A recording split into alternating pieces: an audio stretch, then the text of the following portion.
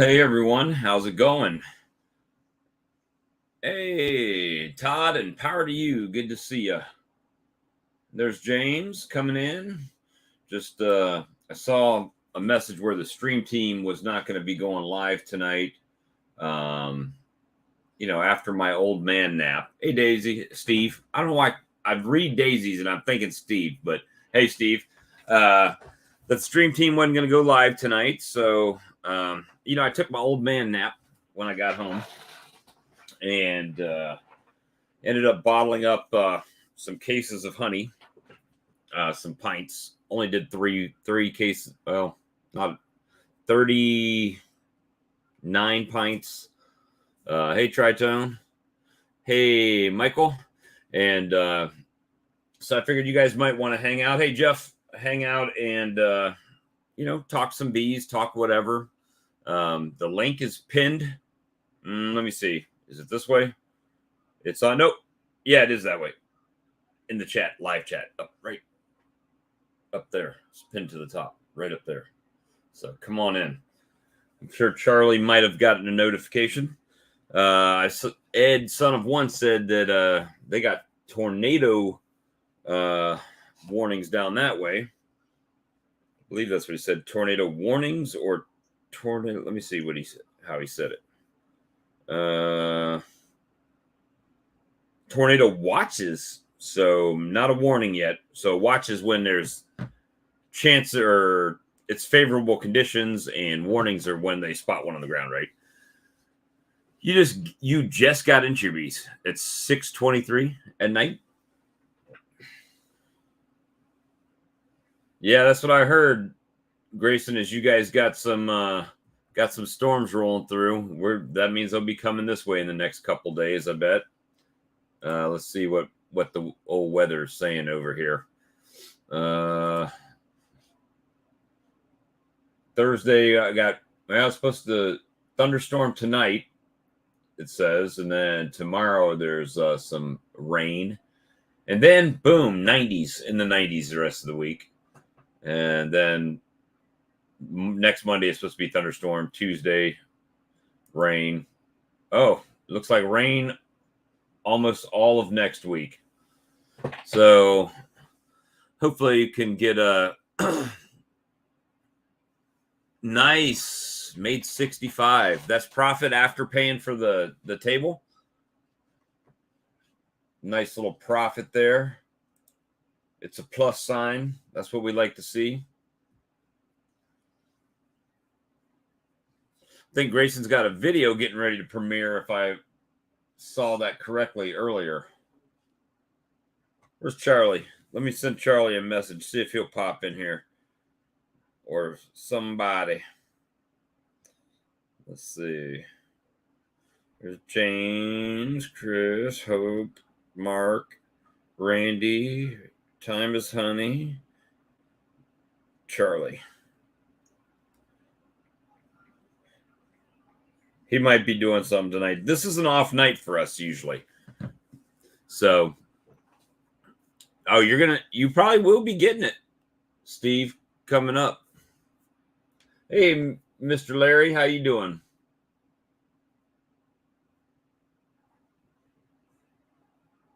Comb round frame together. No, Lee's not on with me. But those Ross round comb frames, I haven't even messed with mine this year. I'll have to dig that thing out from somewhere. Hey, Randy. Randy. Hey, guys. And we're just chilling out. Oh, Charlie says he'll be here in about 15 minutes or so. So maybe we can get someone like Brian from Flower Street would be good to come on. Or someone, anybody. It makes it much easier than talking to the chat box. There's Joey. Hey, Joey. The do have Apis back in stock on the website. If you're out of stock right now, it's a good time to buy. And I say that because feeding season's coming up here, and you don't want to wait till we're waiting to get it from Canada to have to get it. So if you don't have any, you need to get it. You need to get it pretty soon. Pretty soon, I'm saying. Let me see. So we got Hope. So what's going on in y'all's bees? Mine, I just posted up a picture. I'll show it to you. It's not all my colonies. A couple of my colonies. And they have room in there. So I don't know what's going on with these. But there's one bearding on the... I mean, not really bearding. They've got the whole hive plugged up. The whole entrance is plugged with bodies. So they may be trying to thermo-regulate in there. I mean, I also think that could be like a defensive thing, right? Where they're plugging the hole. If we listen to Kyle from New Zealand, that they'll use their bodies to plug it off to keep other critters from being able to get in. Maybe that's what they're doing. But it's not hot. I mean, we're 66 degrees or 69 degrees. It's not like really hot out. So that's a bit suspicious. And I had some, outside, some lightning bugs today. Fireflies, whatever you want to call them. I did get the Amazon issue that I was talking about yesterday taken care of. It's done. So that'll be good. Let me see. I got an ad from Berlin Packaging. Just chilling out, right? Yes. You sandwich the rings on both sides of the foundation. It's in the middle. And then they build off both sides inside that ring. It's a Ross round. If you look at you could probably find a video on Ross rounds. 3 drone lane. Nice. DC got a hatch queen out. Berlin's got 8-ounce bears for $1.10 with the cap. So, and if you order over $300, I guess you get free shippies over there.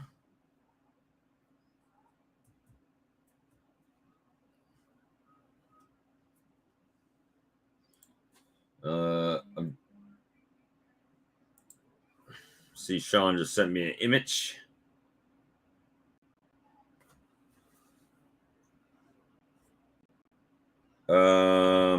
Yes, but you got to trim that excess foundation off that you got hanging in between there. Trim that off, but you got to have, so those rings go in both black sleeves, and then you smash them together and pinch the black pieces together, which sandwiches those rings on the side of the comb. And then when they draw that wax out, they're drawing it inside the ring, which helps hold it together.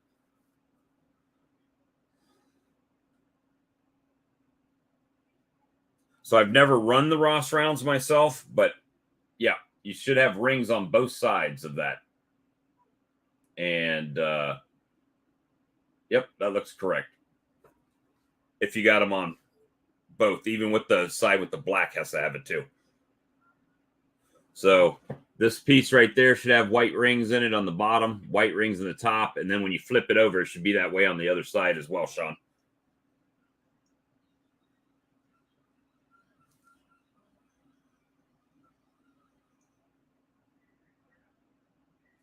And the James got rain tomorrow. Yeah, we've had so much rain this year, it seems like that it's really slowing things down for us up here. Let's see. I get more advertisements. Pierce has an extra long uncapping knife now. Let's see. It says new item. 12-inch uncapping knife. $219. But it doesn't look. They still haven't. I don't know if it's got the thermal deal in it. Let's see. Now, I don't know why they don't put that temperature thing in every one. Unless it just happens to stop at the right temperature.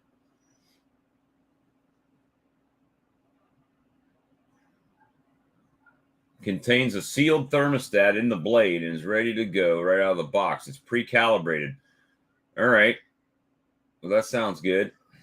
$219 for a knife. Getting dry and crispy around there. Graphing solstice queens and making splits.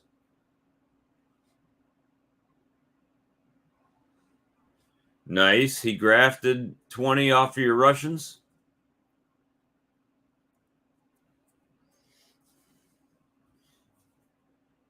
It's going to be one of them talking to the chat box kind of nights until Charlie gets here, I can see.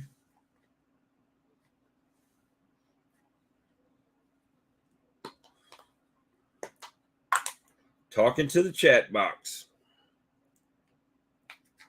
Hey, there's Lee. Maybe Lee will pop on here. It's not Thursday night, so he's not playing Dungeons and Dragons. So that's a good thing.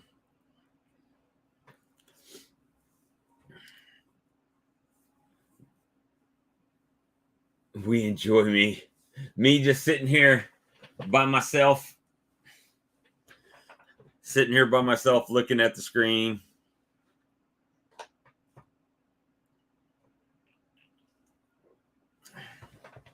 Oh my gosh. Spanky led me a ride today. He's done me justice. I went into this bin store. It's like an Amazon return store. And I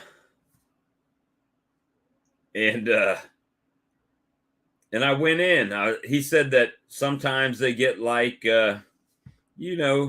return beehive kits and stuff like that. So I'm like, let me just pop in there.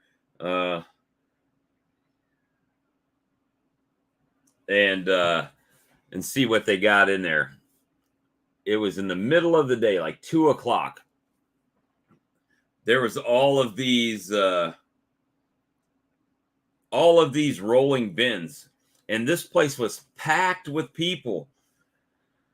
And it just had a bunch of random stuff and ladies digging through to see what they can find in the thing. It was chaos for me. I had to leave after a few minutes.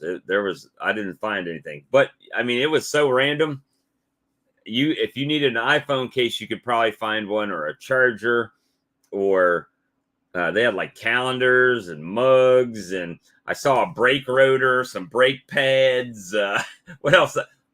I saw some fuzzy handcuffs. There was a box. It said handcuffs on it. I opened it. There were handcuffs with blue fuzzies on them, and I put them back in there and put them back. It was such an eclectic thing. All different kinds of return stuff. So I don't know if there's specific days when it's better to go there or what, but how to set up a Google business page. So how did I do that?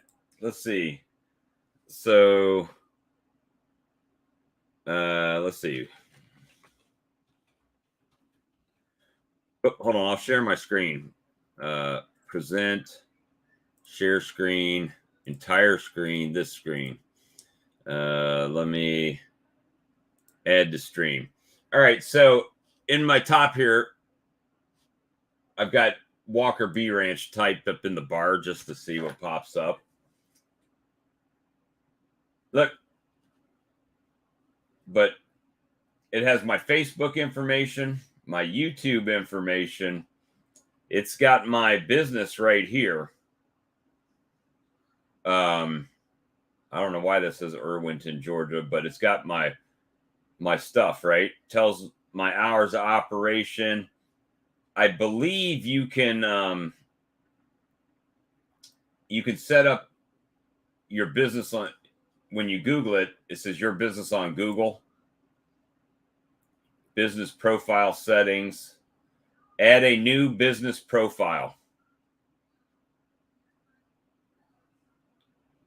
And then you can start loading your information in. So like, these are just some like street view. I don't know how old the street view photo is,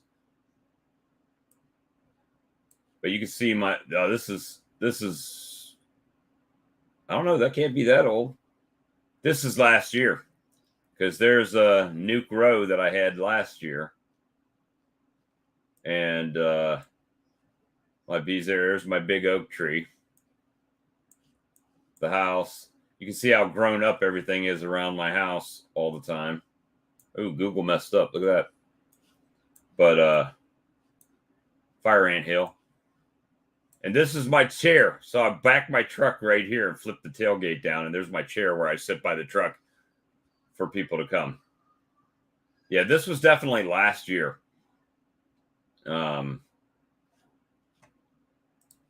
But you can, I think I could add pictures. People can add photos and stuff there. And you could, that's not me, but you can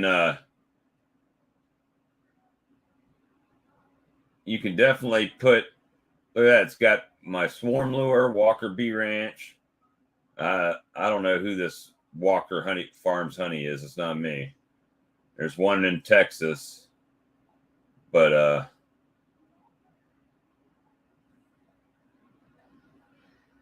you can definitely go Google your information. I think you can just hit this and add your business if you're logged into Google. Or is it up at the top? Nope. Business right here. Business profile manager.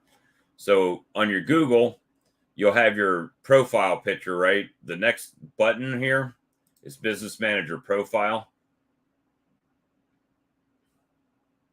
And then you can set up your business. See if it'll let me. Business name, business category, honey farm. We're a small local producer of honey and honeybees. Opening date, I could add this, add year, 2017. We'll say it was probably May when I got those bees, and I'll just put May 1, or all right, May 3rd. That's fine. You can put contact information, your website, if you got a website. It'll even give you an option to create one. And then you got your map here after you put your address in. Service area, your hours, add holiday hours. You can add a bunch of keywords.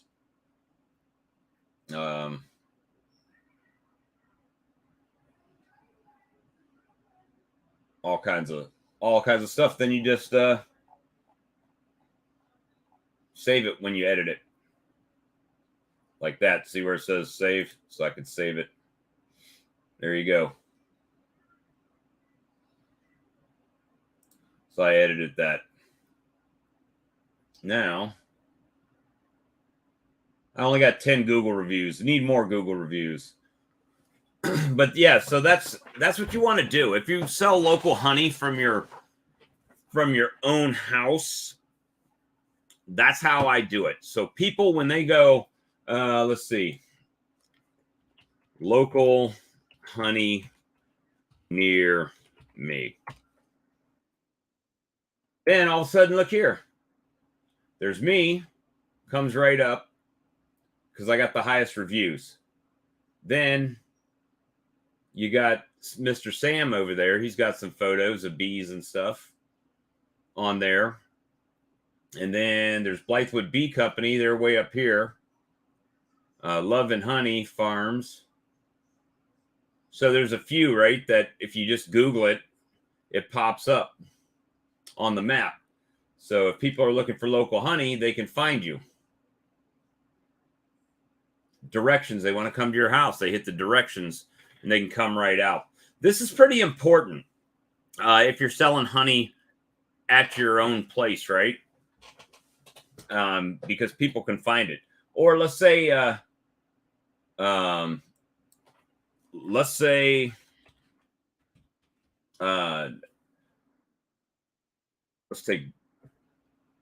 take this back. That there's a swarm. Beekeepers near me. Boom. Right up. Walker Bee Ranch in South Carolina, Happy Bees. So when someone has a swarm and they Google beekeepers near me on their tree, it's going to pop your name up in here.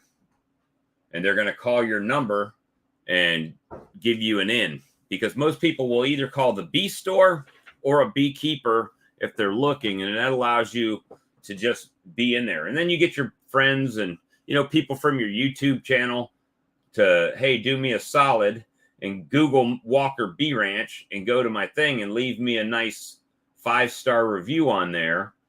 And what that does is just keeps you at the top of that list.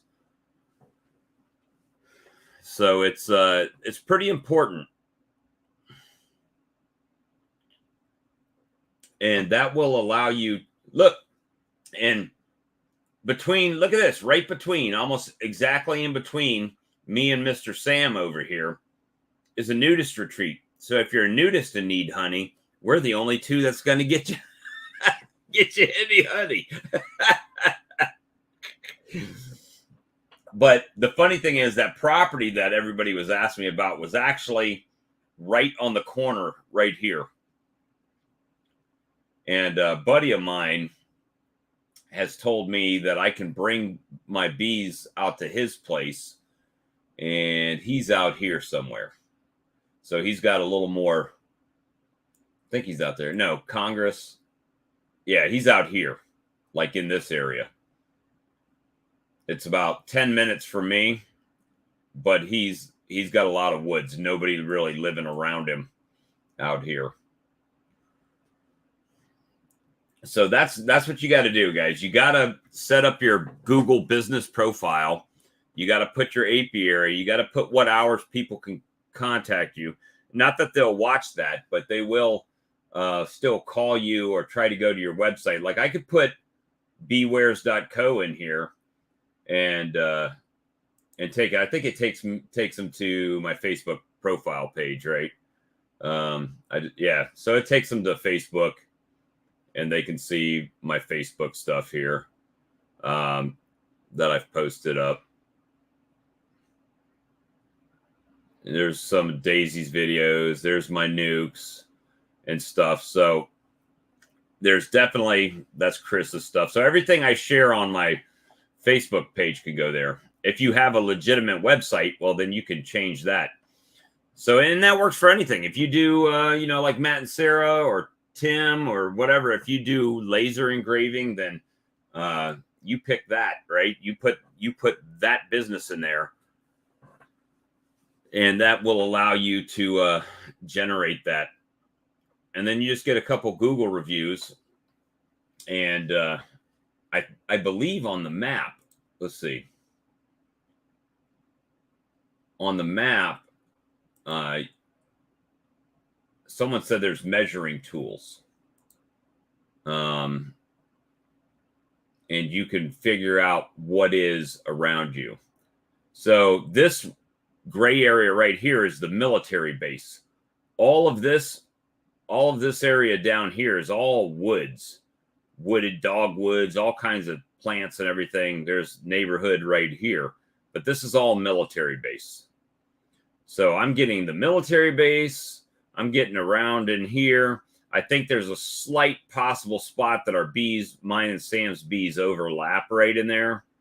And now I'm looking to put bees a little bit further out. So if I were a betting man, if I put bees right in here, right over in this area, then somewhere in here would be like possibly a drone congregation area for both me and Sam.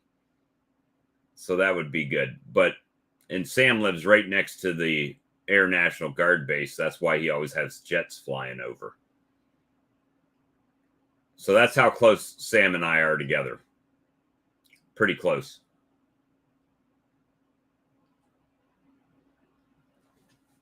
So just gives you some ideas on how to do that. So I don't know how to do the measuring tool though. Some people might know how to do that, and I don't know how to do it.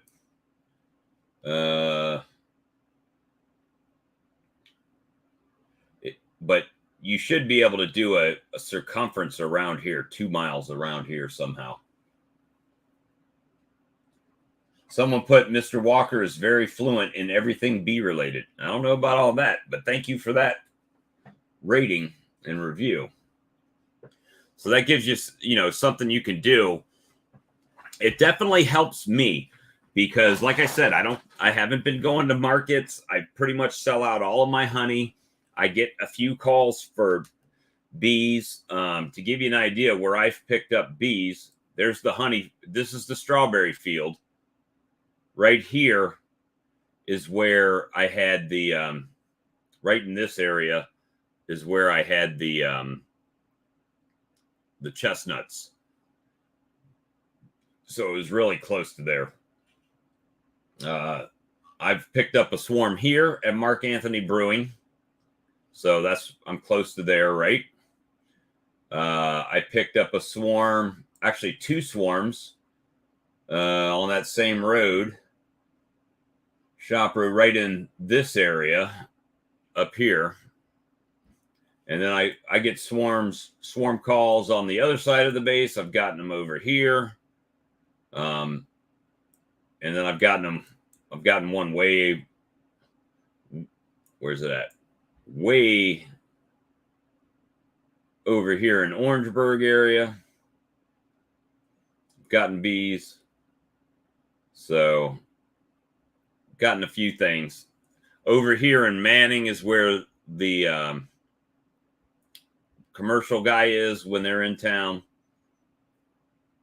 And the place I was looking at, that other land, is in North South Carolina, which is right here, which is kind of far out. There's not really, this is a bigger town, but it's not the nicest area. This is out in the middle of the country, not really the nicest area either, but it's still all right. So there you go. If there's any questions about that, you can definitely call me, shoot me a message. I'll try to walk you through it, step by step it or whatever, and we'll try to get that straightened out for you. But that kind of stuff really helps your local sales. And when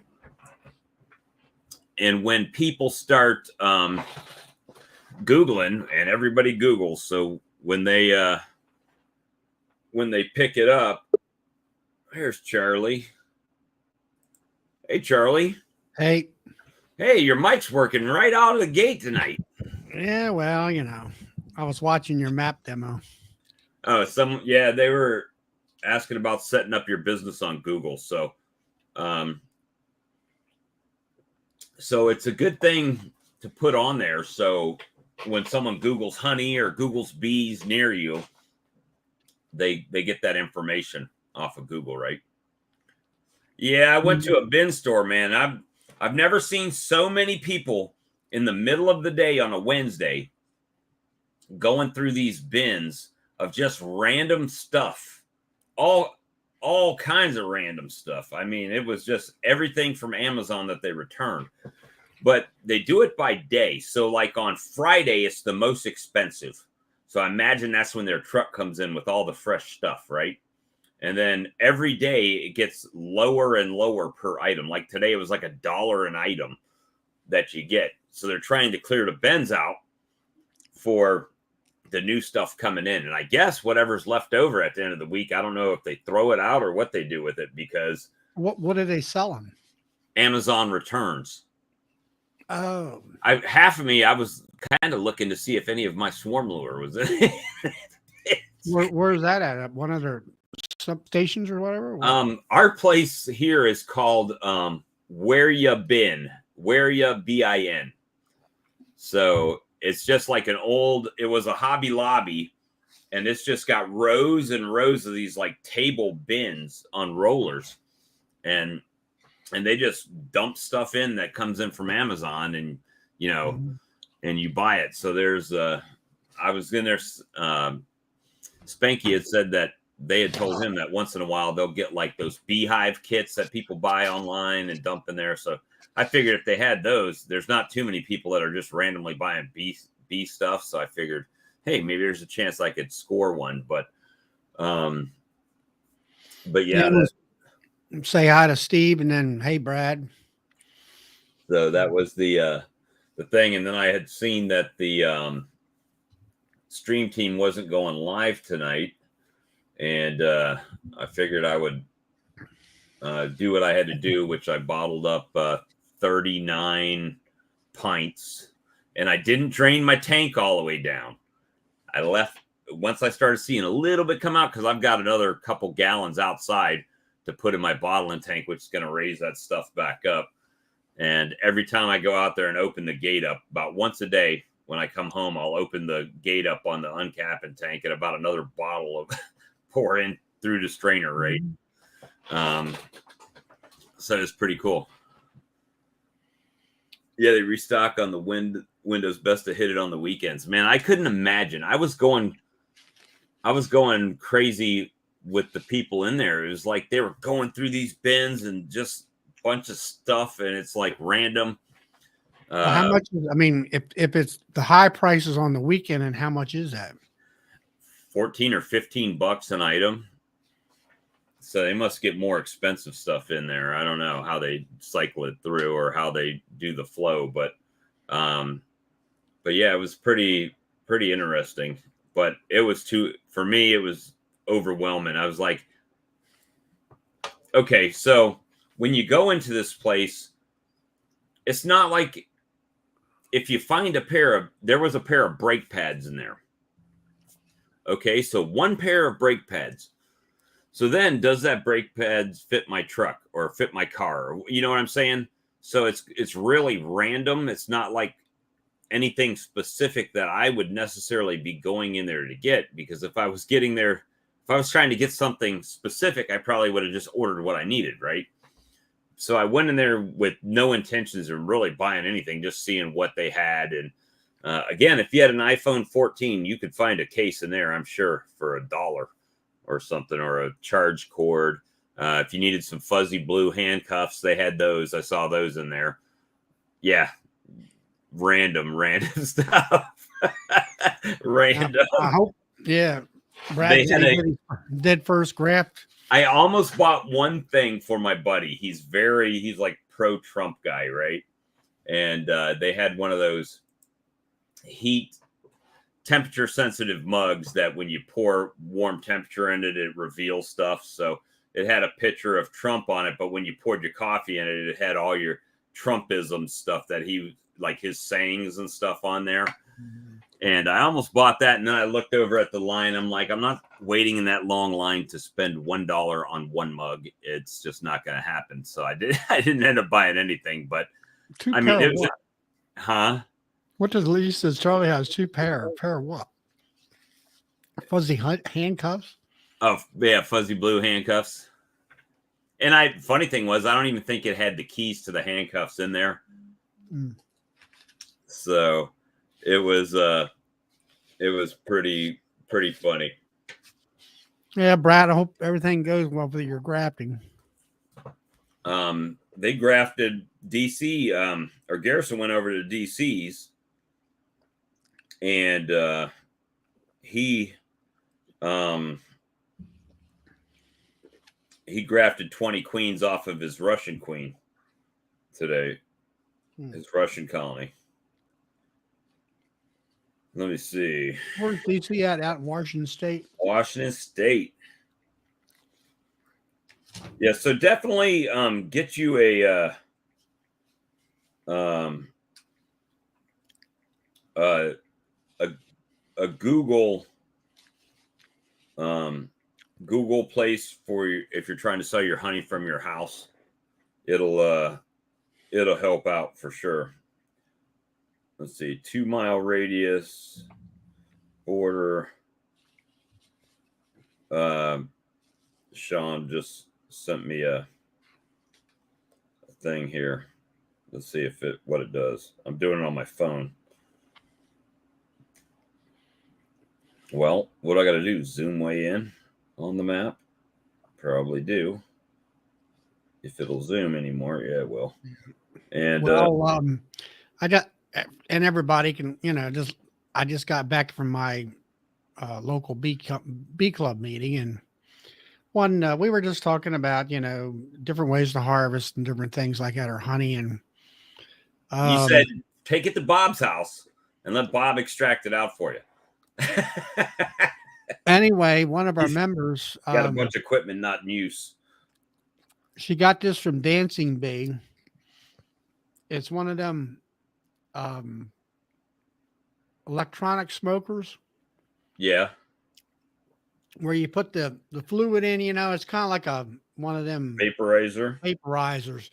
And it's battery operated, and you charge it up and with a USB cord, and you squeeze it 3 times and it starts pumping out smoke and everything. And the smoke smells kind of like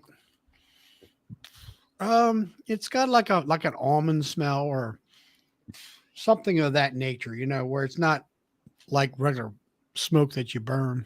Right. And it was interesting. And the problem of it is, I think she said US it was like $300 for that thing. For electronic smoker? Oh, one of those. Yeah, I've seen those. The wedge looking thing. So I actually saw Lawrence at Black Mountain Honey did a thing on it. And it's cool. I mean, the temperature is cool on it, right? So so it's not bad.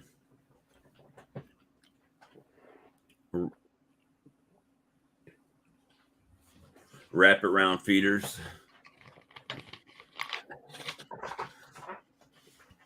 Yeah, cleaning the equipment would be a drawback, but I posted up on our local beekeeping group there, and what's that?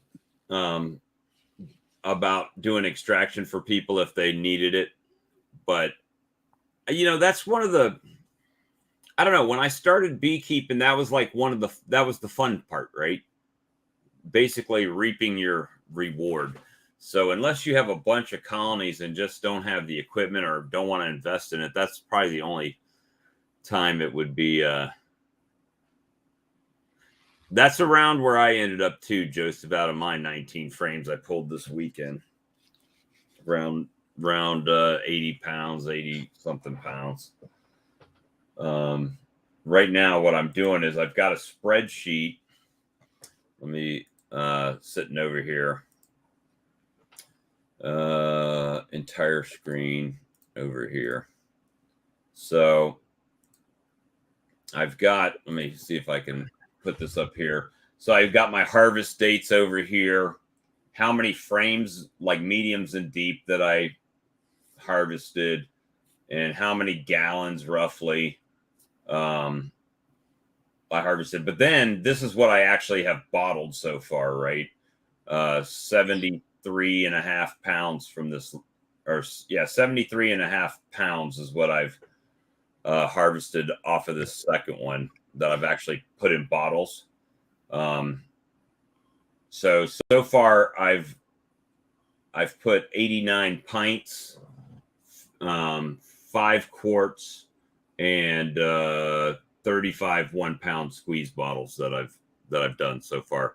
And then at the end of the season, I can just total it all up, and that'll tell me how much I bottled, how many frames I actually pulled, and stuff like that. So it's just, and kind of average on how much honey per frame that I'm doing. And that's going to be between medium and deep. So the first one I only did medium frames. The second one I did deeps and mediums. So I can kind of do that. Just something to help me keep track.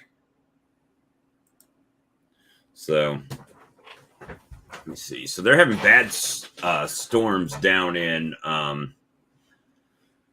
Alabama right now. Tornado watch.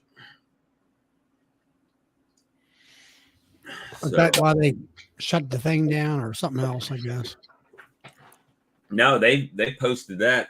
It was supposed to be on Brian's channel tonight. I think that was yesterday they did that. Didn't they posted it?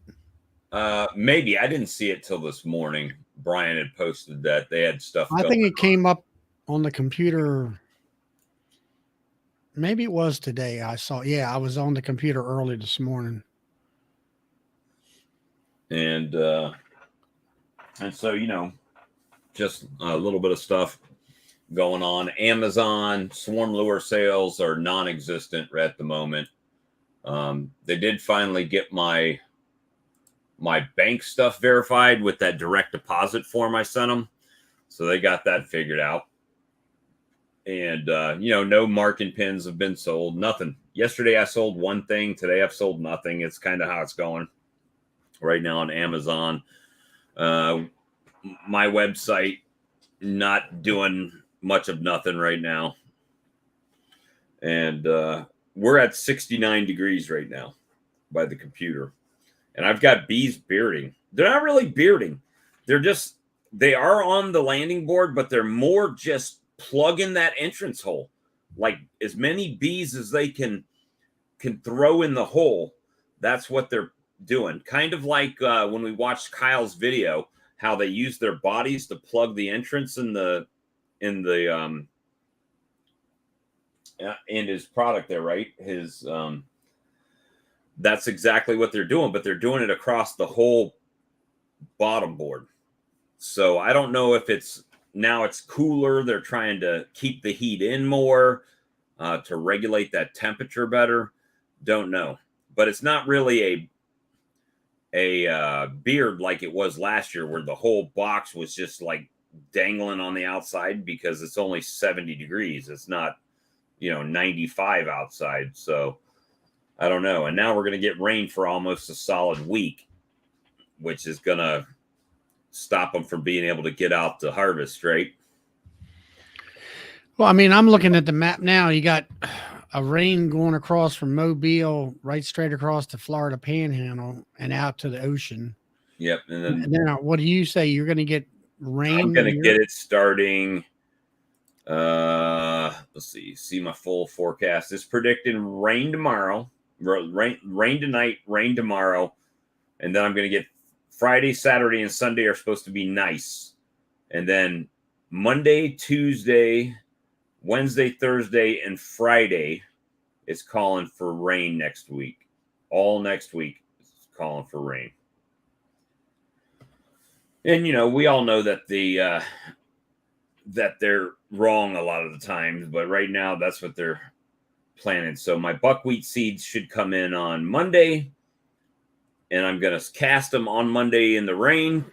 And then all week they're going to get rained on, and hopefully when the sun comes back out, that they will start to go to seed, or go to what do you call it? Germinate. They'll start germinating.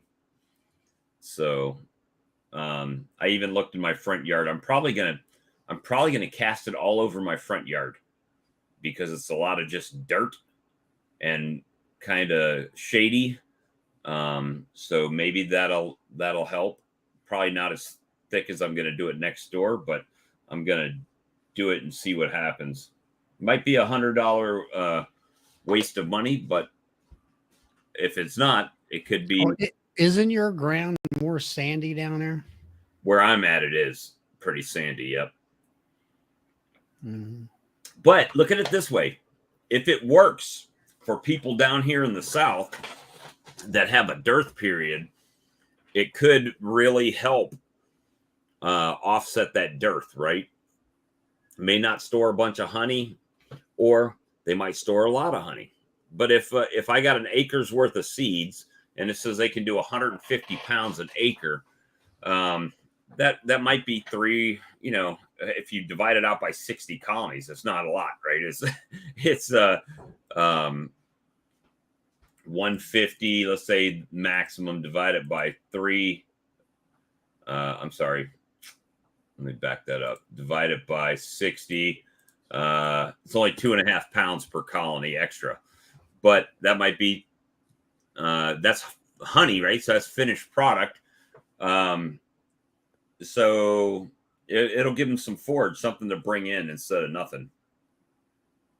What I'm going to do with the buckwheat is let my bees forage on the flowers and then let it go to seed and hopefully plant itself again and keep itself going. You know, that's the goal. We'll see. I think it's just an annual. Yeah, it might be. I might have to do that once a year, or a couple times a year, you know. I don't know. You know, like I say, I don't particularly care for buckwheat. So, yeah, I mean, who knows? Maybe I do buckwheat this year and mustard next year or whatever. But it's supposed to be so hardy that it chokes out other weeds. So we'll see. I mean, I have nothing growing now in my yard, so I don't even have grass growing in some areas because of the trees that I have in my front yard. I think part of it is the shade. The other part is they suck up all the moisture out of the ground. So maybe buckwheat or mustard is hardy enough to where it will actually do pretty well right there. mm-hmm. That's a new Circle T's new. Not seen him before. Yeah, I've planted some perennials, and here the problem that I have, as far as, you know, in flower beds, perennials do good, but with my with the sandy soil, you got to be kind of selective what'll actually grow. Some flowers won't grow in it well at all. So we're gonna try it and see. You probably are right as far as perennials, but let's say it goes good. Let's say the $100 I spend does give 150 pounds of honey. Then I've spent $100 to make $1,500 worth of honey. So there's that.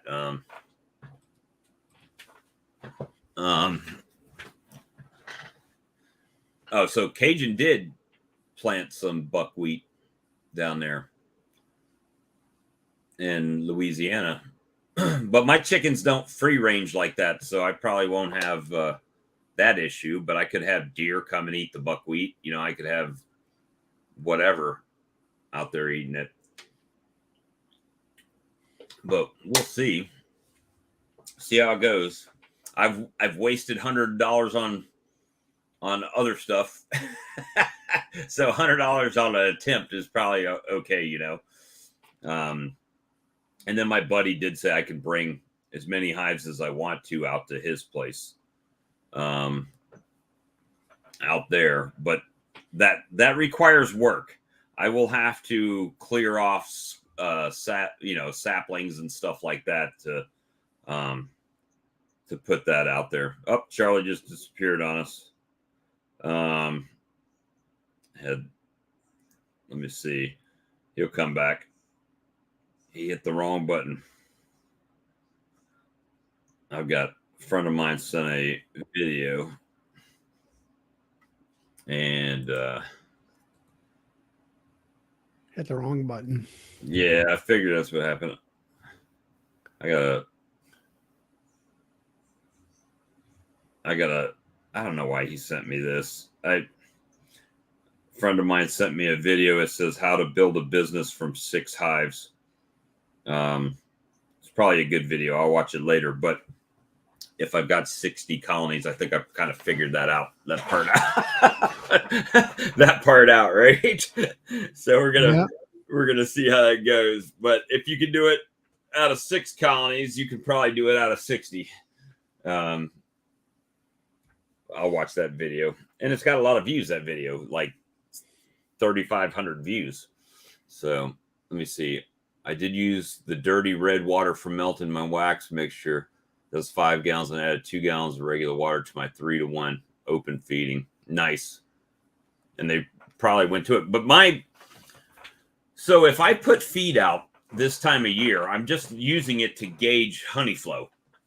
And I mean, I don't know the exact numbers, but 2-to-1 sugar to water, if it's 5 gallons, means it's supposed to be 2 parts sugar and 1 part water, right? And then what I did is I mixed, so that would be 2.5, let's say 2.5 gallons of water and 2.5 gallons of sugar. And then I added 15 gallons of water. So it's 17.5 gallons of water to 2.5 gallons of sugar. So whatever that equates to, I think it's like 17% sugar is what it comes to. Something like that, 17.5%. And what I do is I put some out. If I get a little bit of bees on it, then we probably got a pretty decent nectar flow on it. If I get no bees on it, we got a great nectar flow. If I get really heavy, then we got no nectar flow, right? It's kind of how I do it. And it's so thin and so little sugar, I'm not real worried about any kind of adulteration because most of my brood boxes look pretty light. And by the time they burn, go get it and bring it back, that it's so little sugar that I haven't had any issues. So that's been that. So you had your meeting. I didn't mean to change the topic. You had your meeting.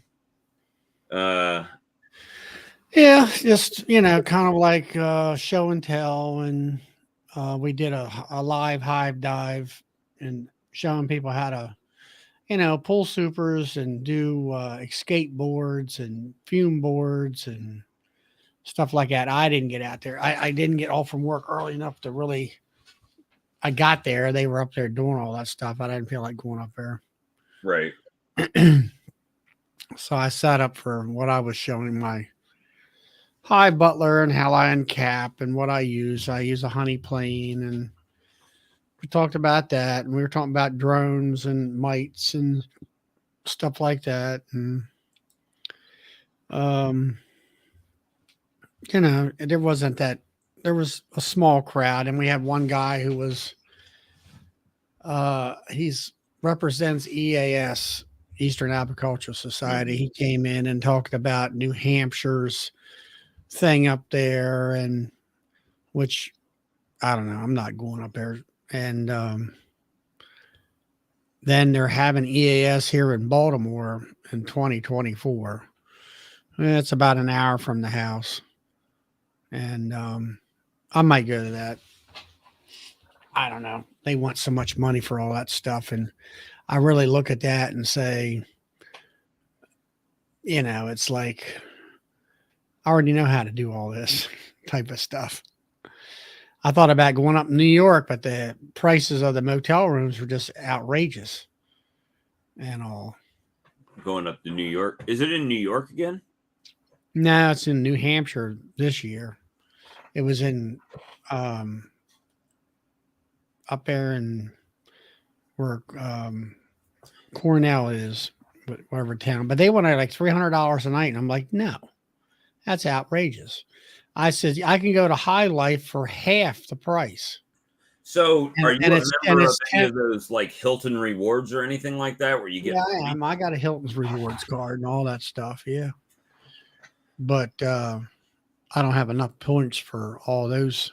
Yeah, the only points I've got is from I got over 100,000 points, but it takes 20 or 30,000 per night, depending on where you stay. The higher the motel room, the more points it takes. Right. Let's see.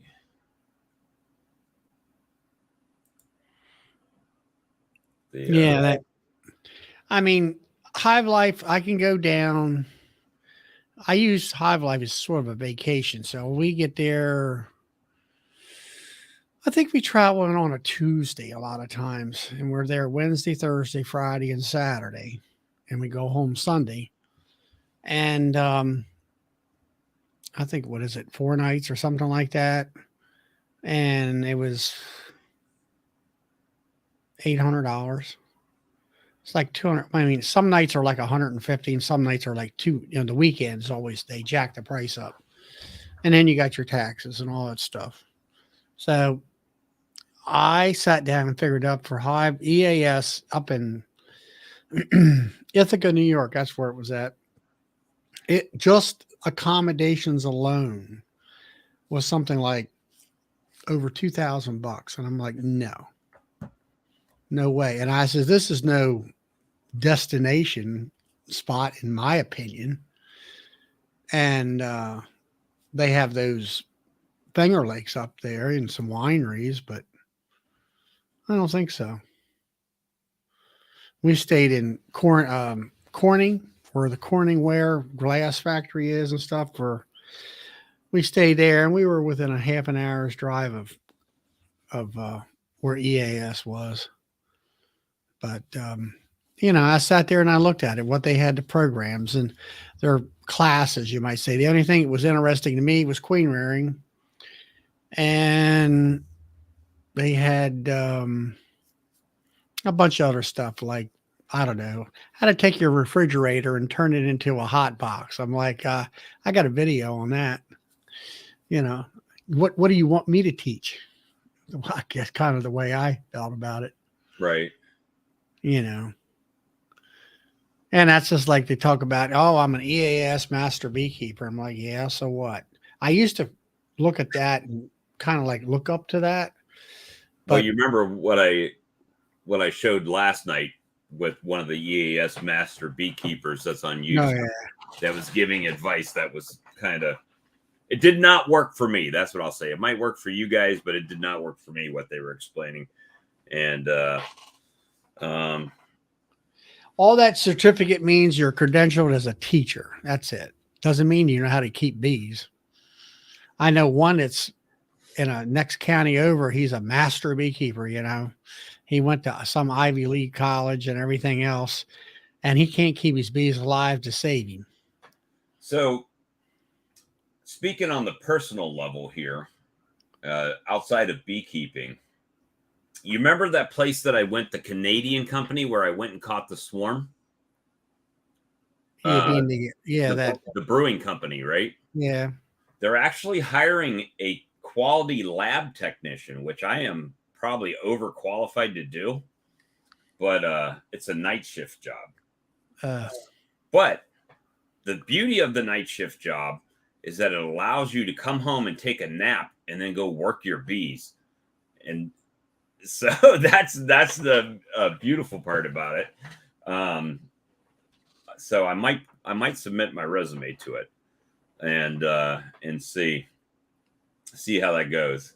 But they're asking for very specific degrees, like either chemistry or biology, or what was it they were asking for? Chemistry, biology, microbiology, or food science. And I've got all of those things except for the food science, but mine is in health science. So I don't know how they would look at it, but I definitely know how to prep and keep a clean laboratory and test chemicals and stuff like that. So I have that. So maybe something that they are willing to flex on. Maybe they'll pay you some decent money. Yeah, I believe it would start at about $25 an hour. That ain't decent money. Huh? That's not decent money. Here in South Carolina, it is. I mean, you got to figure the cost of living down here. I mean, our expensive gas. I mean, I think regular is like $3.19, but everything else is pretty inexpensive. So, compared to the 17 I'm making now, that's $8 more an hour. You're only making 17. Yeah, well, that's what it says on my, like when I was out for when James and them came down, I took a personal day. They paid me $17.38 an hour or something like that. I mean, that's kind of that's about what we pay our help. Yeah. So, if you think about it, if you equate it on regular time, $25 an hour is 50 grand a year, $52,000 a year. Yeah. So, that's like, that there's how on the top of the hill, they sold some ground off next to me. And the sign says, and I think all the lots are sold. House and 2 acres, right? Starting at the 800,000 mark. Yeah. See, 52. Well, that same job where you're at would pay more because of the cost of living. And that might be why all the companies are moving down here in the South, right? To pay people less. So, so it's a thought. I don't know. Honestly, I just want to be retired. It just isn't happening that way. So we'll see. But the difference between that job and the job I'm doing now, is a commission-based job. So right. I can make a lot of money. I haven't. That's the end of it. I talked to all the managers. I'm like, yeah, it's just not working out like you guys had said it would. And so I might have to reevaluate that situation and see. But so we'll see. And that's 6 p.m. to 6:30 a.m. And it says they've got overtime, a weekend availability, which wouldn't be bad if you worked like Friday, Saturday, Sunday. You'd probably work 3 days one week, 4 days the next week type of deal. Most plants kind of work like that around here. It says at least 2 years experience in a laboratory in a manufacturing facility. And this is preferably food and carbonated beverage alcohol production. So you've did something like that, haven't you? Yeah, and the only thing, there's a couple that I have, a couple of these things that I haven't used equipment, but I've used the pH meter, obviously, GC, HPLC, spectrophoto meter. So there's a couple things that I haven't used, but in addition to the stuff that they have, I have other stuff that I have used. So it's just my experience is kind of dated right now because I haven't done it in a while. So I don't know. Maybe I'll just stick this out until I can just do bees all the time, We got more dang Yankees around Myrtle Beach than you can shake a stick at, Keith says. Dang Yankees. But I'm No Life certified. Me too, man. That's it. No Life Beekeeper certified. And we appreciate it because you guys come on. It doesn't matter when I go. I could go at 1 a.m. There'd be at least 15 people that would show up. And the other night, Todd came on, and we ended. And then we sat in the green room there and talked till about 1:30 my time. Oh, and my streak has continued. I am 3 for 3 on late getting to work days this week. I've been late 3 days in a row. Not like crazy late, and because of the way our job is, it's not that big a deal. But it's a big a deal. It's a big deal to me. So.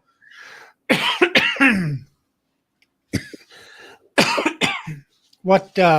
Oh no, I had a great time, Todd. It's not your fault. I'm just, I got it, and it's going to sound so terrible that, as far as work, I learned a long time ago. And if you haven't learned this lesson, take a note on this.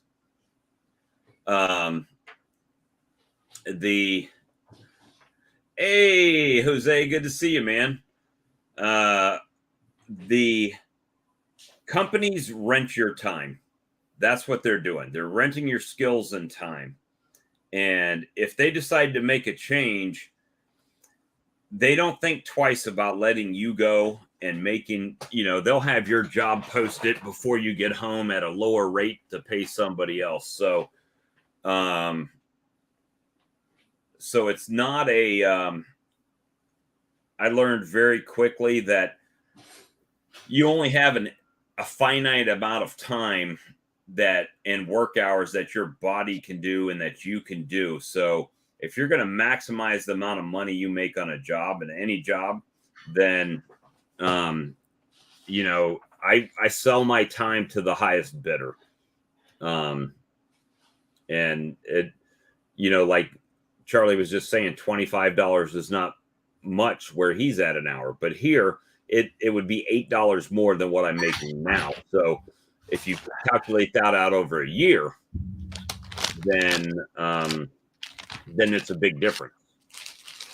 And so, you know, I'm not going to lie. When I go to a job, I don't have much, what do you call it? Some company dedication, right? I hate to say it that way, but they'll get rid of you really quick. And then you're the one that's got to have time with no pay while you're looking for another job.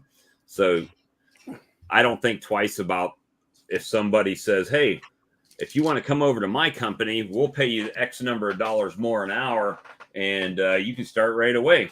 Okay. When do you want me to start? And then I put in a notice if the company, you know, and in sales, if you don't know this about sales jobs, when you put in a notice, it's pretty much your last day because they don't want you to stay around with sales jobs too much after you've given a notice. So, well, as far as, you know, being dedicated to the company, that used to be the company was dedicated to you also, but not right. in the last 30 years. No, it's not really the case anymore. They don't look out for you or anything else. They could care less. I've been watching a series on Netflix about the Fukushima nuclear reactor meltdown and how those guys, it's almost like the old, what do you call samurai, right? Where they get a job and that job is everything.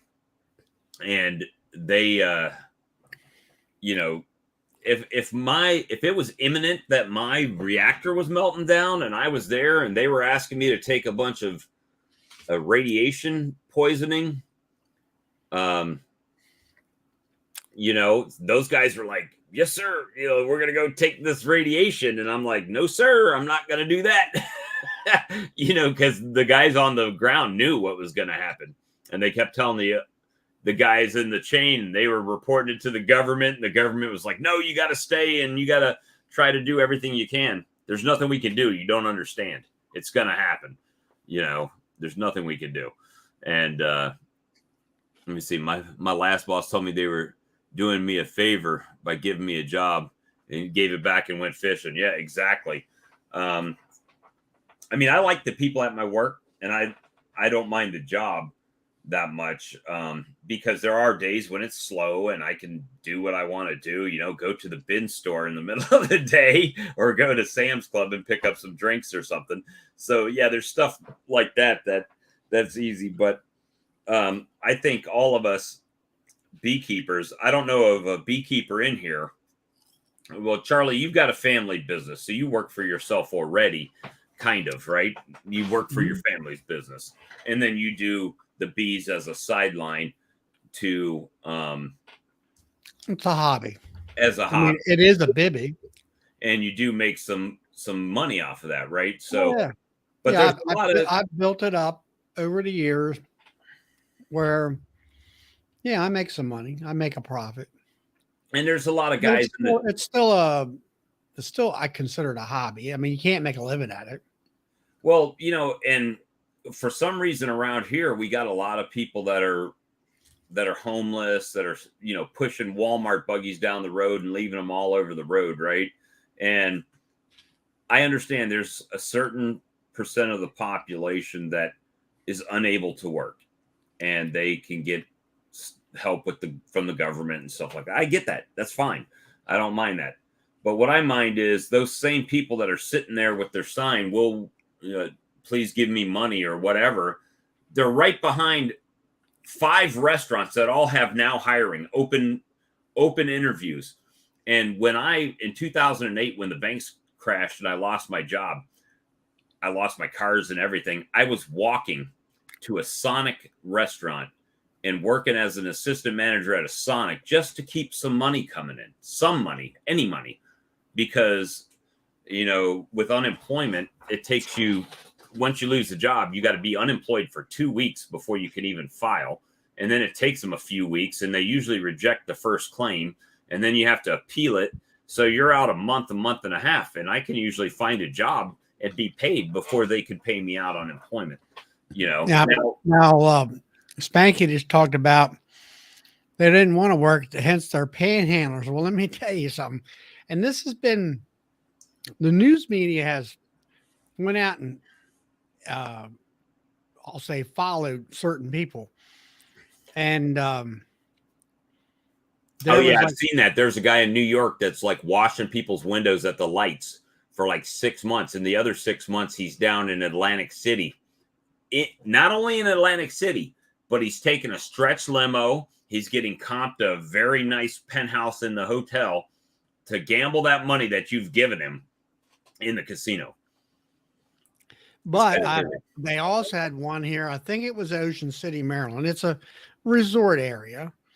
And Panhandle, it was a woman, I believe it was. She parked her Cadillac car at the time, which was, you know, prestigious at the time, over here, walked up onto the boardwalk, whatever, did her panhandling, you know, every day, 8 hours a day, like a job, you know, type of thing. And then, you know, dressed the look. And then they followed her back, and here she gets into this, you know, limo or whatever you want to call it. And drives off. And, you know, and that's the way she made her living.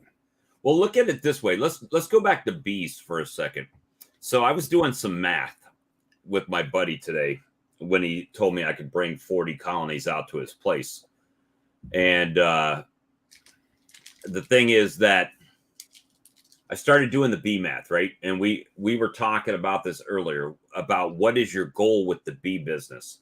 Like yours is staying at 30 colonies, making about 1,000 pounds of honey a year. And that's where you want to be at. That's your goal. That's where you want to be. And I haven't defined where my hive number stops, right? I haven't figured that out for whatever reason. And the thing is, I've got 60 colonies. Let's say 50 of those make it through winter, right? If 50 of them make it through winter, then we've got, I've got some thinking to do, right? I've got to be prepared. Am I going to split those? Am I going to make nukes out of them and sell them? What am I going to do with those bees if I'm going to stay at 50, right? So if I sell nukes, well, then I got to buy 50 nuke boxes, right? Or 50 pro nukes or whatever. That's $20 a piece. So that's $1,000 that I've got to have ready to go. Start buying that many of them, then you can start maybe negotiating a little bit, right? Well, I know that if you're buying I forget how many pallets, if you buy a pallet of them. Yeah, there's 400 on a pallet, but that's $5,000 at $9 a piece, right? So yeah, they're about $7. I think they are $9 a piece. Yeah, James got them at $9 a piece, but so that's still $5,000, right? $4,000 to $5,000. But if not, and then, okay, so I make these splits, right? So I'm making splits. I got to have queens for all of them. I've got to have 5 frames. So now what do I do with my colonies? Well, 50 times 5 is 250 frames you got to buy at $3 a piece, $3.20. Maybe you can get a better deal, but, you know, $3 something a piece, $4 a piece. So now you're looking at another $1,000. So now that's $2,000 invested, right? And if I'm just going to split them and build my colonies, well, then I need bottom boards, tops, and deep boxes, and 10 frames a piece to go in. Well, you got to remember something now. Now, if you're getting bigger, you're looking at, okay, you got to get away from the hobby thought. You have to be like, James, you got to get into the pallets with the clips. That's your bottom board. That's your lifting, you know, object that you can lift hives with. You get rid of the telly covers, you get rid of the inner covers, you go with a migratory cover. You're going into a different level. Right. But then, okay, so now you split your 50 colonies and you make it 100, right? If you're growing. Now you got 100 colonies. Well, how many honey supers do you need for that? How many frames do you need for the honey supers? So let's say you can sell 50 nukes, and then 50 nukes at $200 is $10,000. But now I've spent $2,000 in frames to replace the frames that I'm pulling out of my mother colony. I've spent the money on the pro nukes. That's $1,000. So now that's $8,000. But I still have 50 colonies that I could split to make 100, right?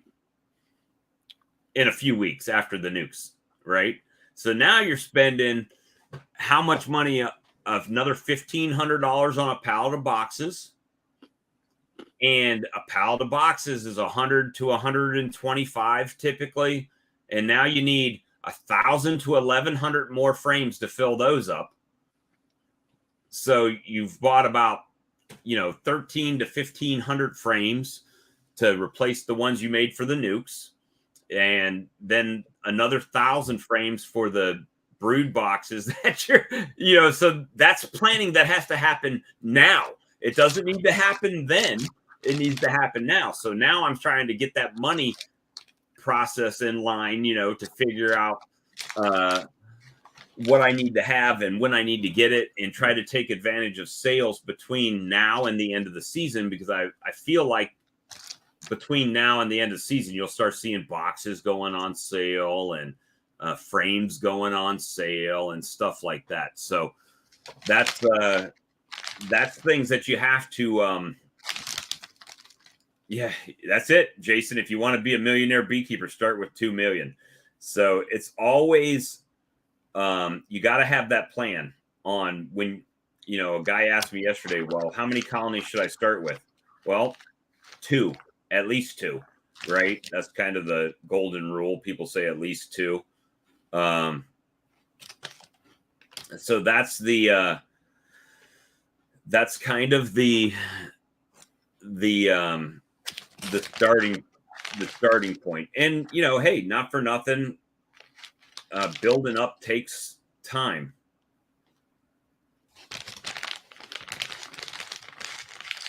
Yeah, we've watched Duck River.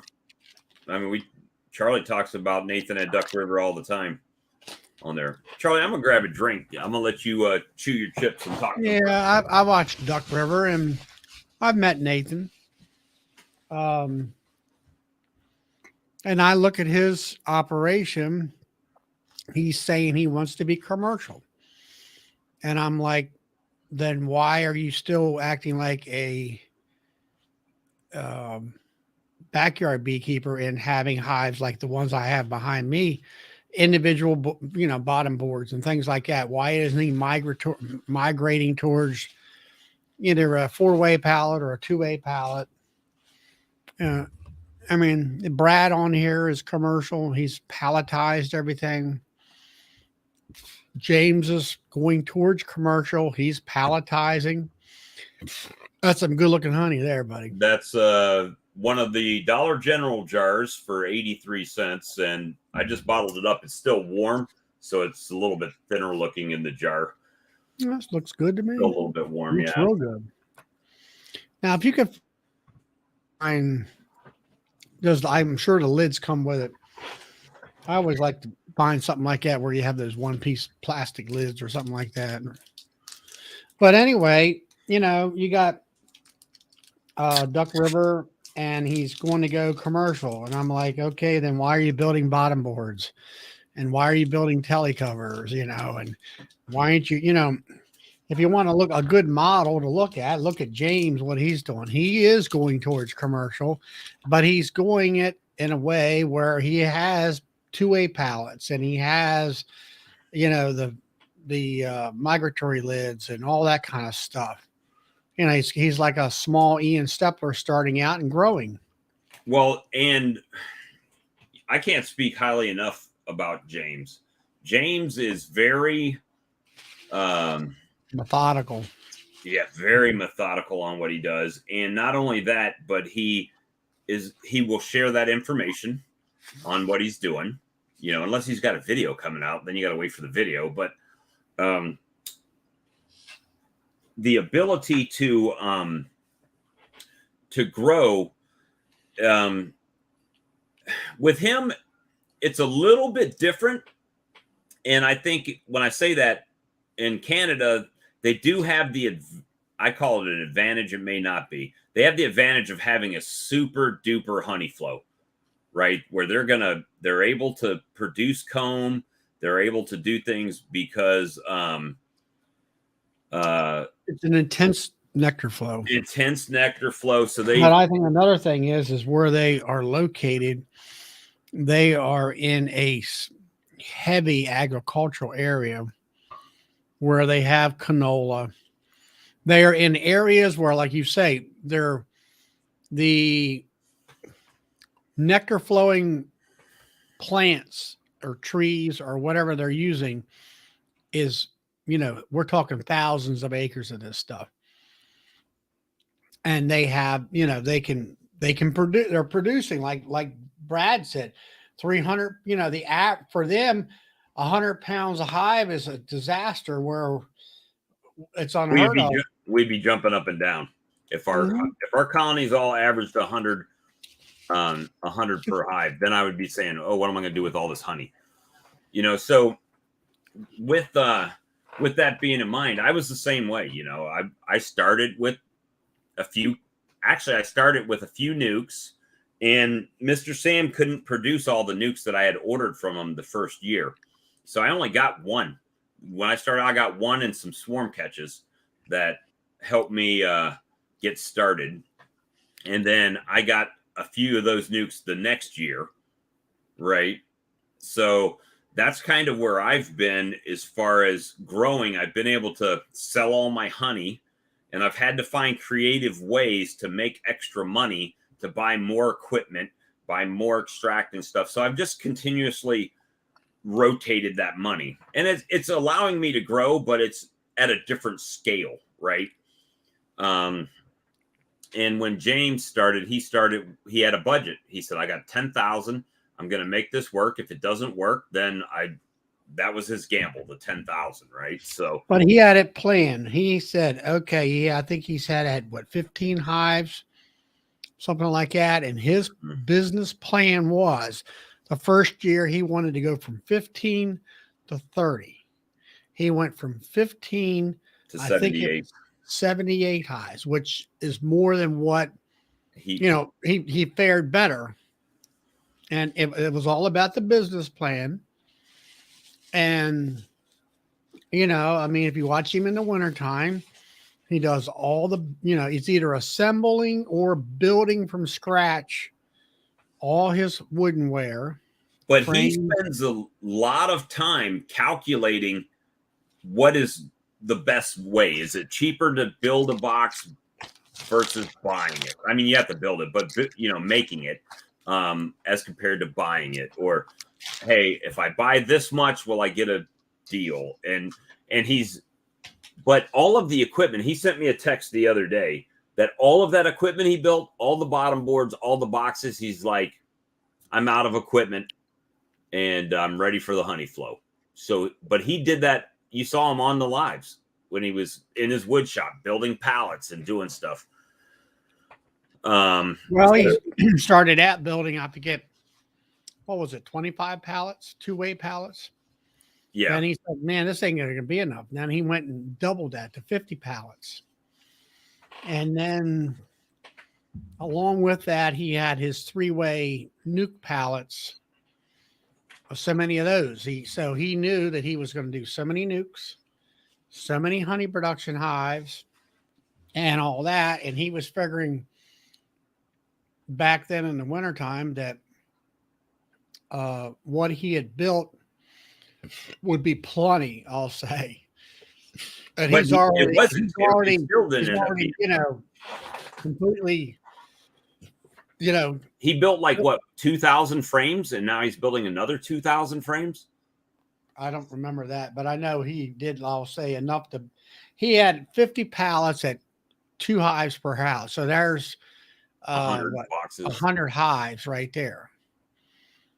And then he's got his winter shed developed out. That's come out well.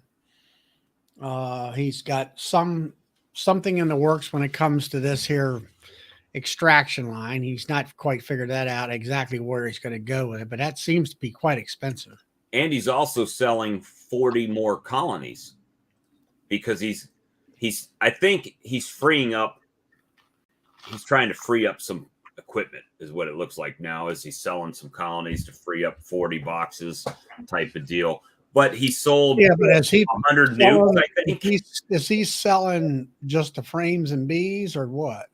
I don't know. I don't know how he's doing it. He hasn't let me in on that.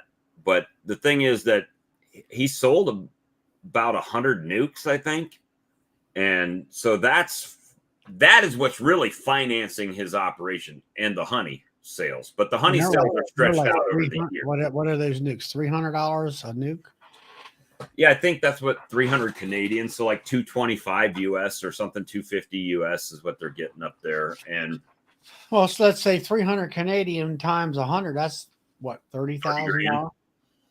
Yeah, so that enables him to buy what he needs and do what he needs. So it's he's already got the bees. What do you call it? The bees are paying for all the input cost, from what I can see. Yeah, and that's he's at that level already. Mine have done the same thing, but I've had to augment, right? So I've had to supplement by selling queens, flipping queens, selling some nukes. Now I don't sell a crazy amount of nukes. I think I sold 17 this year and 10 last year. So power to you, he gets 200 pounds per colony, production colony. Yeah, where I would have to have 4 colonies to do that, right? And well, I can remember Lloyd, he was saying back in the 1980s when he was, they were doing about 3,000 pounds of honey or more, I forget how many hives he was running. But so that's about our average, right around 50 pounds a colony here. Yeah. So and he said back then you could get 100 or more pounds per hive, but the environment has changed to the point where he just doesn't, there's not enough food out there for those kind of bees. And he has all this stuff that you're trying to do. He has a Maxant chain and capper. He has the Maxant, what do you call it? That tank, that separator tank. Right. He bought all that kind of, he said first it was a heat banded tank, and he said that wasn't worth a darn. He turned it into a water jacketed tank. And hey, I do have a tabletop uncapper and a bottling tank, uncapping tank for sale if anybody's interested. It's licensed, $1,400. Pick it up, you can have it. And you won't buy it new for that. And then you wouldn't have to pay for shipping. So if that's something you're interested in, hit me up. You can get it from me. I need to free up some room in my honey house now. Because anyway, he had all that equipment, and holding tanks and things like that. And he was saying that they would start on a Friday evening after work, harvest something like 80 some supers, and work that, they would do 80 some supers and, uncap and spin and, and all that kind of thing, and put it in barrels or whatever. Well, it's changed, and he's gotten older too. And that's the thing is, like, even Mr. Sam's up there in years, and he said he's already given his wife instructions that if something happens to him, first call she's to make is to me, because he knows I'll take care of his bees. You know what I mean? and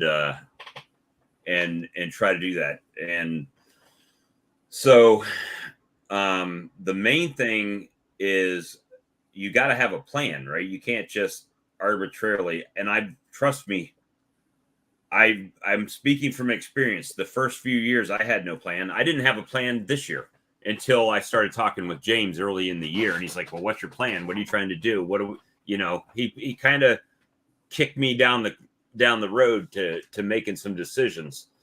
And the thing is, you got to kind of know what you're going to do next year, this year, so you can prep and plan and hold back money. It's like my first videos I did for the honey with the single brood chamber management. I was experimenting this year. I experimented by trying, I was listening to the commercial guys, and they talk about certain ways of doing things, but there's a lot more detail that they don't explain. And then it also depends on where you're located at, your environment and all that stuff. And I've learned that I need to go back to what I used to do, where I started out equalizing from the get-go. If I'm using Apis Biologic, where they're going to just fill the hives full of anything I can think of, is because it turns that sugar water to, I'll call it nectar, that it's kind of like, I guess, these guys who stimulate their bee by feeding them sugar water in the springtime, that this is kind of like done automatically. And see you nightly. Yeah, nightly. And yeah, it's getting close for me too. But anyway, I got more bees than I've ever had in my life in the springtime of this year. So now I got to organize on how I start out my hives, as far as, I don't want to be shaking bees and stirring them up. I want to be able to more or less put more boxes on, get the bees to come up, and then I can just move boxes full of bees, and then do my equalization once I, kind of get the bees up out of those brood chambers, set them off, go through the brood chambers, pull out the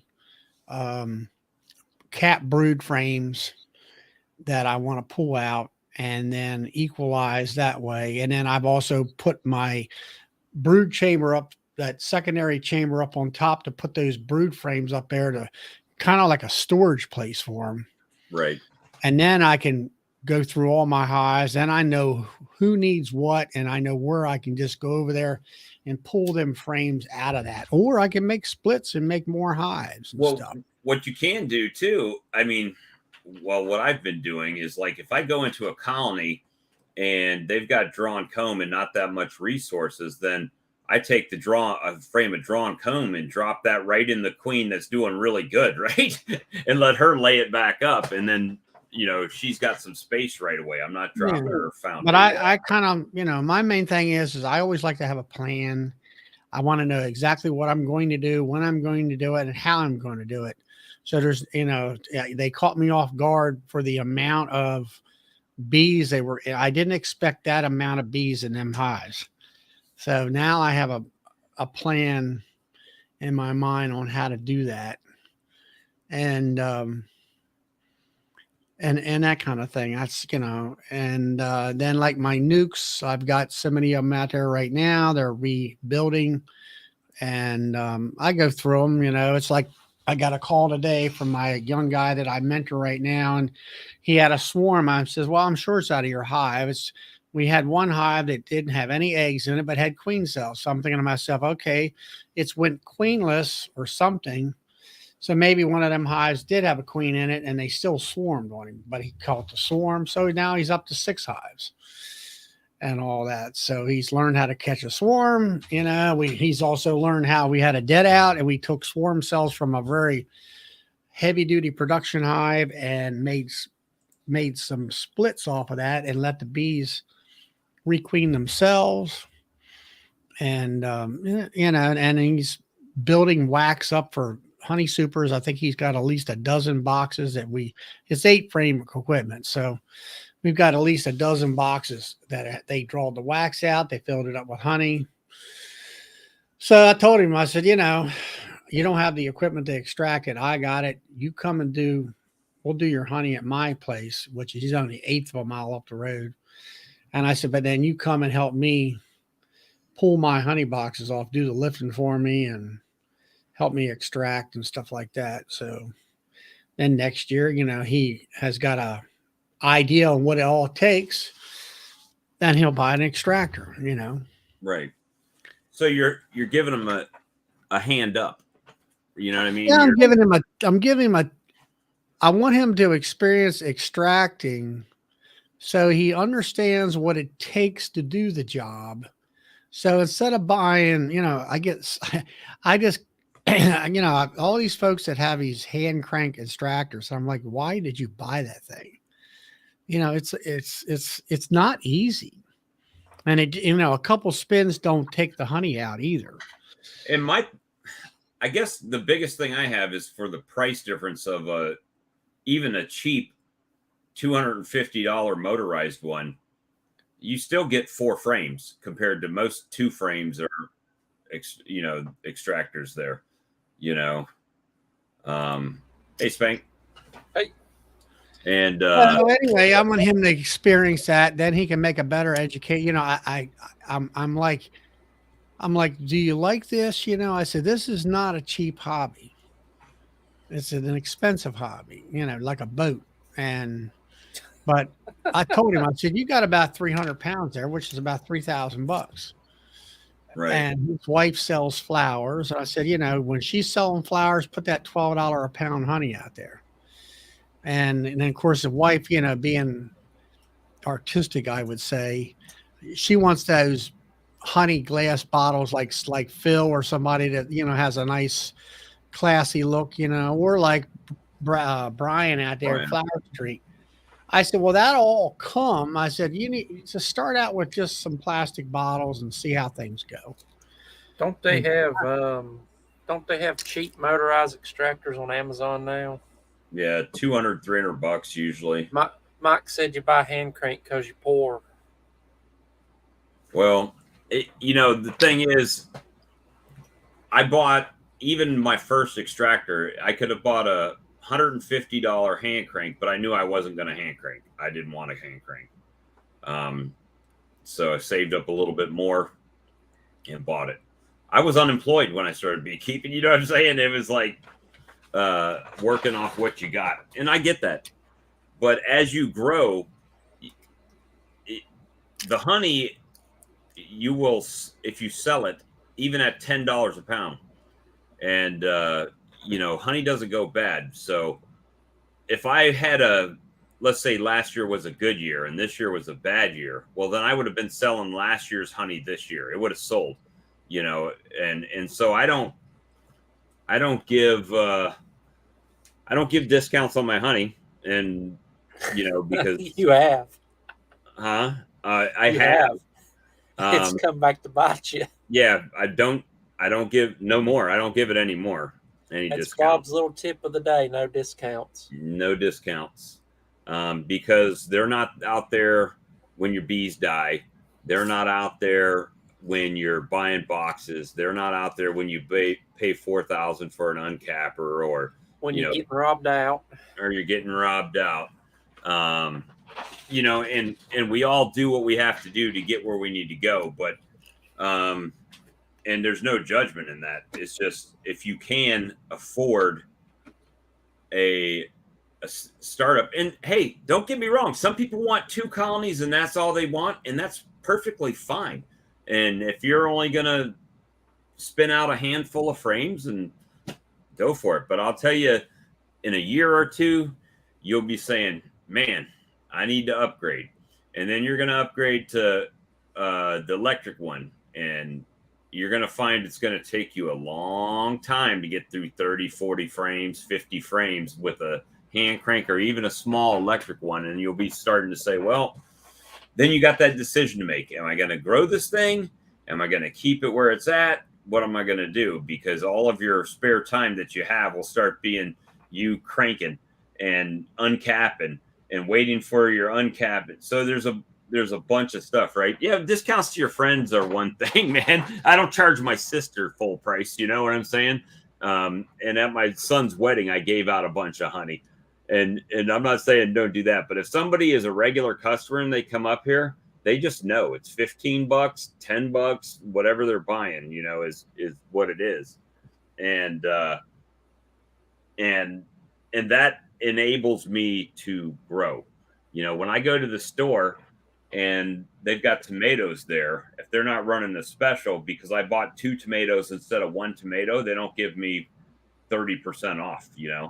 You're paying what it costs, and that's just how I do it. You guys do you, is what I'm saying, but I don't give a discount here and like that, because I've got to pay for things, and I use that money to reinvest in my business to grow it. And so far, knock on wood, it's been able to help out. But I guess if there's anything to glean from this conversation tonight is have a plan, figure out where you want to be at, what it's going to take you to get there, and then implement the plan, right? Stick to it. And sometimes, if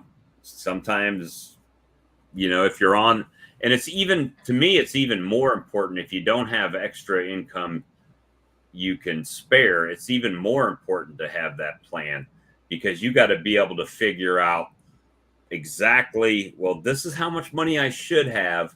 And if I'm going to double, this is how much money I need. So how much honey do I have to produce to do this and do that? Or,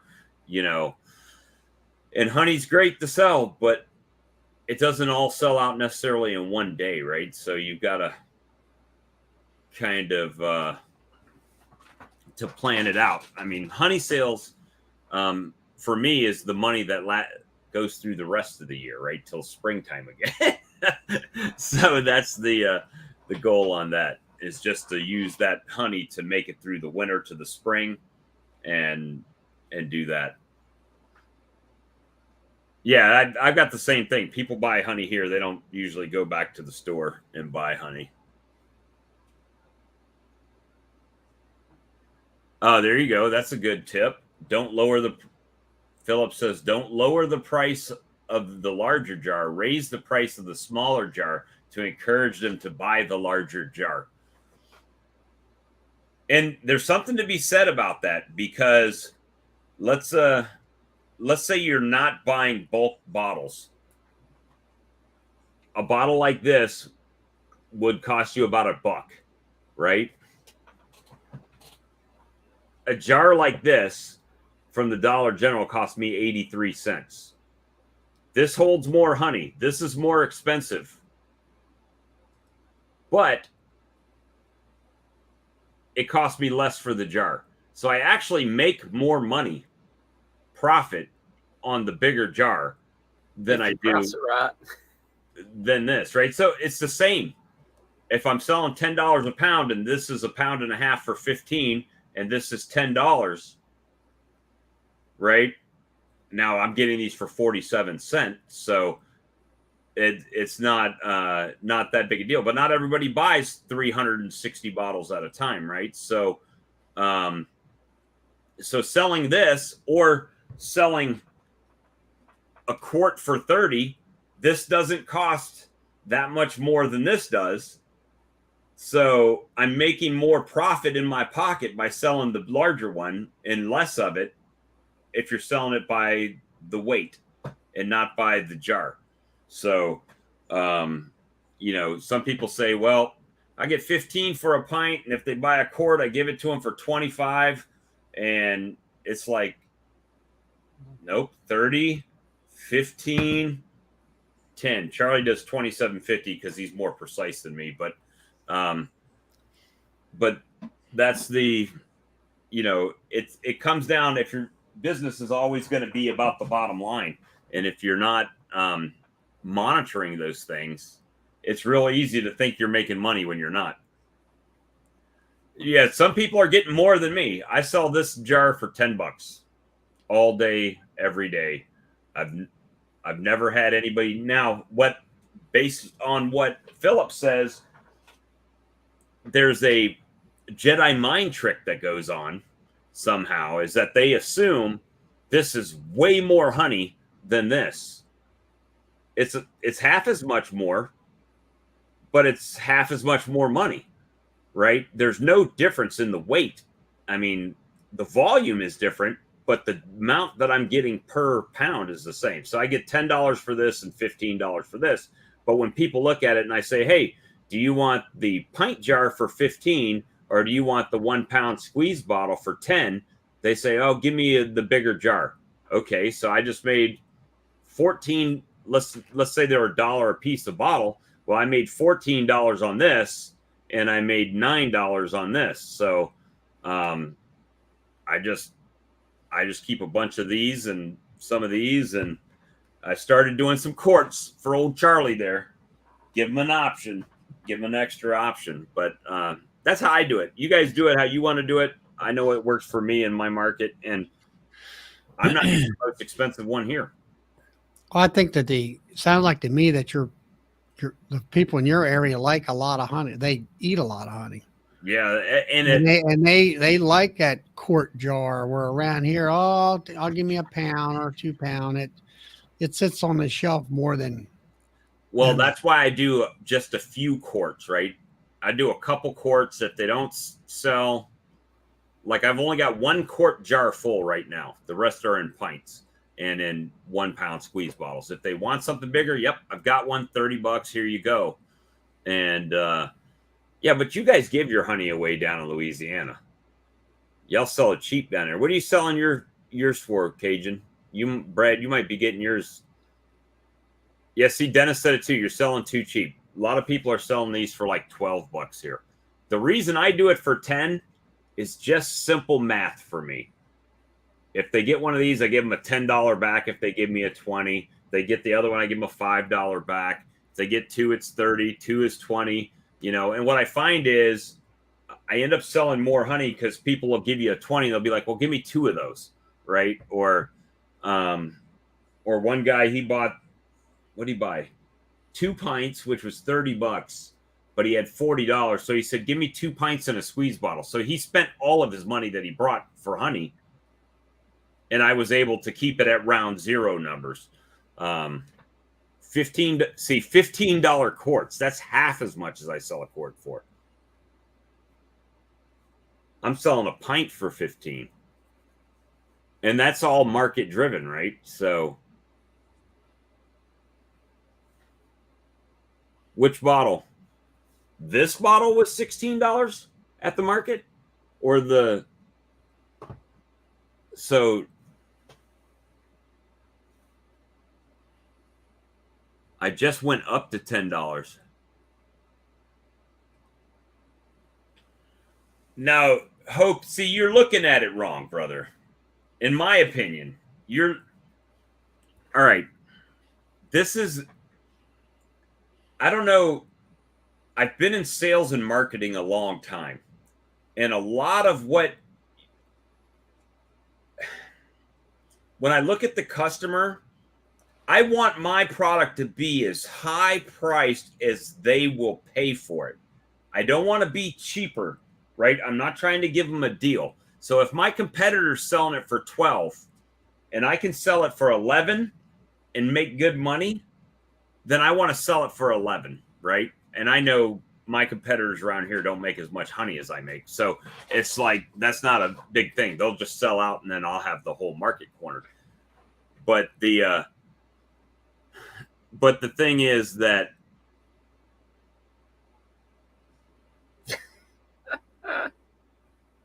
what? You won't spend 30 seconds to make change? Well, okay. You're assuming he has change on him at all times. Yeah, I don't. I always have to go back in the house because I never know what they're going to bring. But yeah,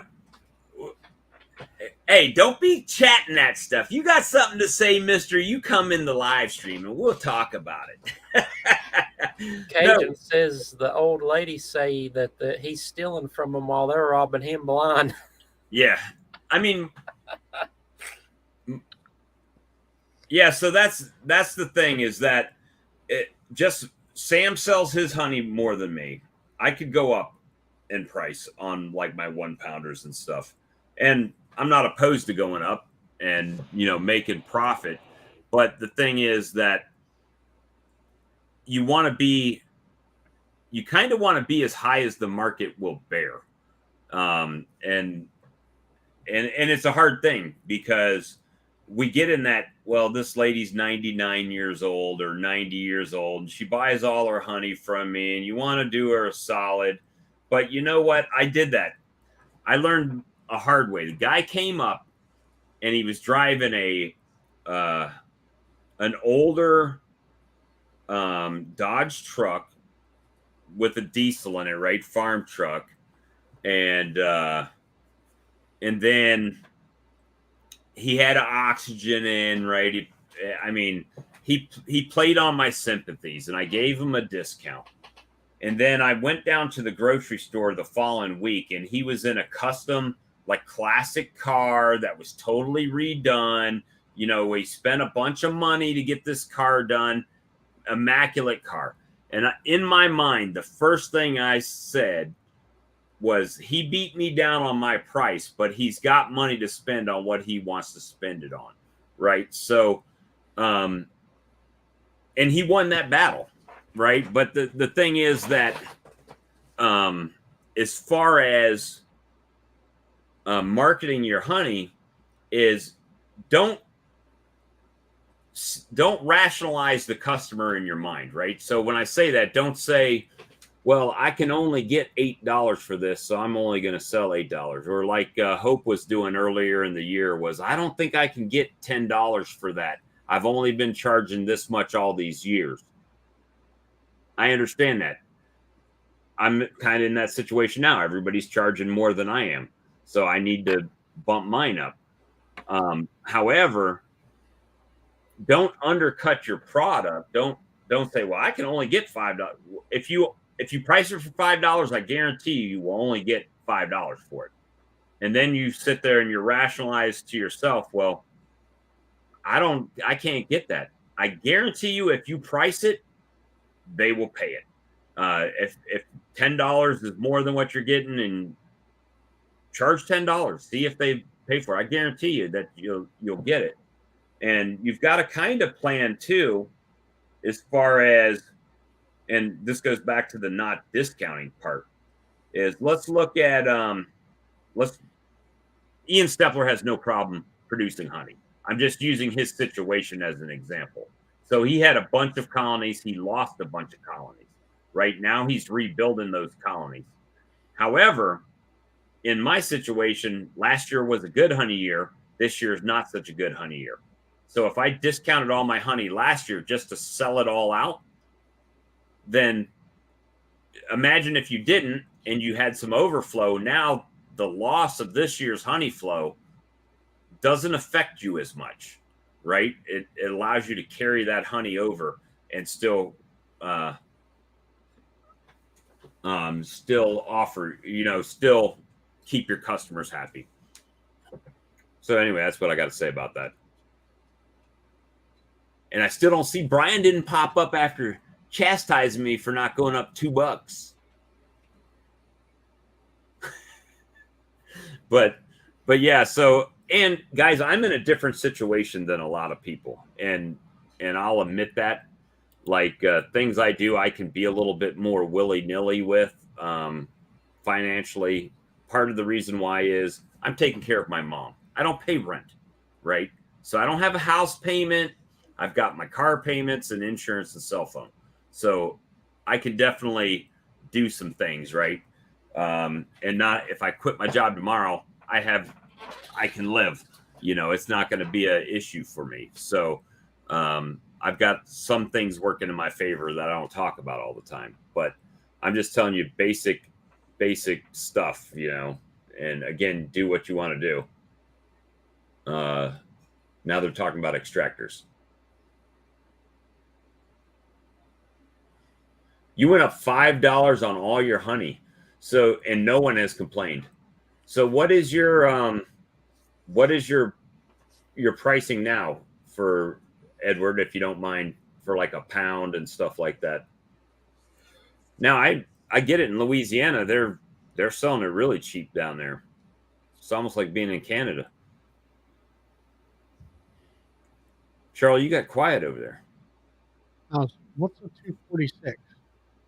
For a 4-frame tangential from Vivor or one of those. So I mean, that's the main thing. I mean, I'm just telling you on this what I do. $15 a pint, 2 for $25 in Darlington. Now, how many people sell honey in Darlington, Michael? Are you setting that price or is somebody else selling that price? So 2 for $25. If you had a quart jar, if they were going to buy 2 pints, I'd probably just sell them a quart jar, because now you've cut your jar price in half. 1 pound is 12, a pint is 17, and a quart is 27. Okay. So he's a little bit lower on he's $3 lower on his quart than I am. He's $2 higher on a pint and $2 higher on a pound. So, and that's with a $5 increase. So you were getting $7 for a 1 pound.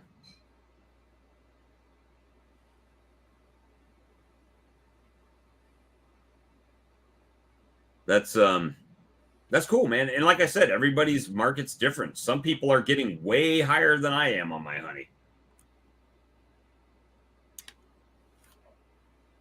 Flea market is 14 kite honey from Patrick.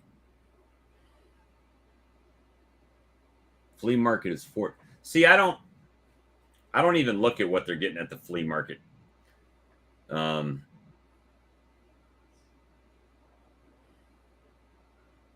A race to zero in my area, $10 is the max, and then other than Dennis, I'd love to get $12. Yeah, I've got change too. Hey, Hope, just do it. Just try it for 1 weekend. If you're selling it, just put $12 on it. And if somebody shows up, how much do I owe you? $24, and see what happens. And I bet you they pay it.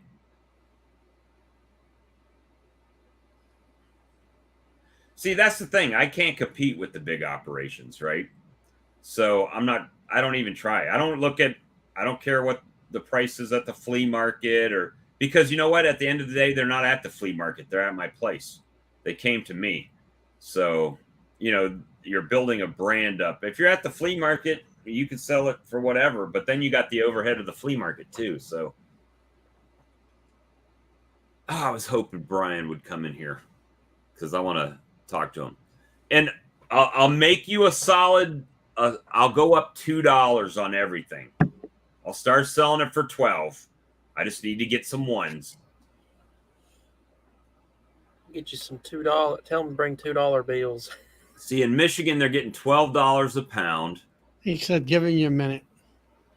$12 a pound, $10 a half pint. Wait a minute. Okay, so a half pint, that's less. You're right. Is less than a pound. Wait a minute. Am I reading that right? $35 a quart, $20 a pint. Mm-hmm. $10 half pints. That'd be 8 ounce? Okay, so you got me a little bit curious on James on your pricing, because by volume, a quart is 2 pints. So you could buy 2 pints for $20. No, I'm sorry. 2 pints for $40. So you're giving them a discount by that rate. And then $12 a pound.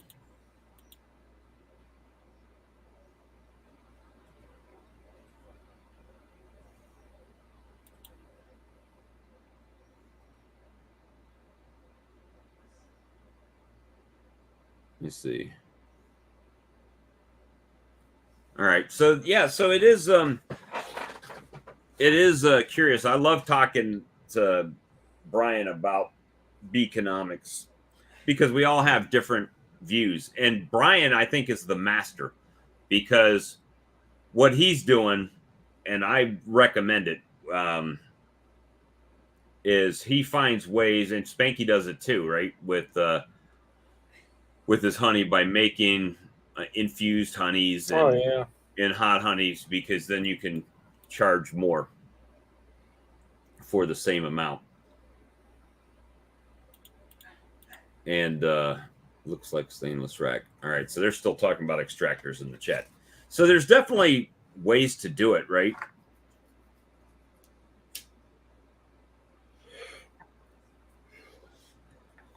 and all glass.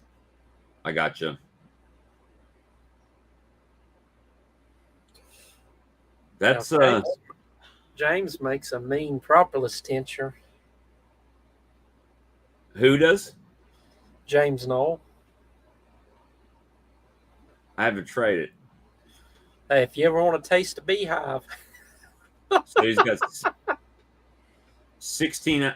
Okay, no, we're talking about. I understand what you're saying, Michael.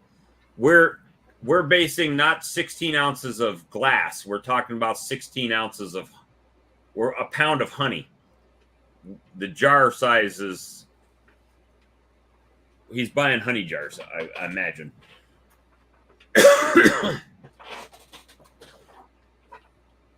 Yeah, glass jars. Yes. You can't throw down the gauntlet like that and not pop in here. What in the hell are you doing, mister? Well, I was just doing the math, Bob, and you know I'm right. I mean, 30 seconds and $2, get a cash box and some ones, and you can easily maximize your money a little bit more. You're talking, I'm not discounting my honey, and you're telling people to maximize their value, but then you're also saying out the other side of your mouth. Maximize the value for your market is what I'm saying. So, like, this year, I know Michael Buck's gone up a little bit. I can go up a little bit, and I'm going to. I'm making it right now. My prices have just gone up. All right. You can blame the Colorado guy when your customer complains. Oh, $2 more. I bet you they won't say anything. How much is it? $12 a pound. So what should I go up then? If it's $12 a pound, then I've got to charge $18 a pint. Right? Well, I liked your conversation. You don't have to. You can price your honey however you want, but you don't have to feel obligated to price your honey that's going to make 100% of the people happy or want to buy it. In fact, that's exactly what you're saying. You've got to find that sweet spot where you can put your price at where enough people are going to buy it, but you're probably going to turn some people away, and it's going to maximize what you do. And I like not discounting your honey at all. And I think it's important, too, that you figure out your cost of products. Like this is what I'm doing tonight. These are our lip balms, right? They're 1-inch tins. How much do you think we get for these? $5. $6. Yeah. Okay. So $6. It's a 1-inch tin. The then tin costs you about $1 with the label. Probably altogether probably a little less. But then we do our salves. These are 2-inch tins, and I don't have the stickers. This one has a front and a back sticker, a front sticker, and then the ingredients on the back.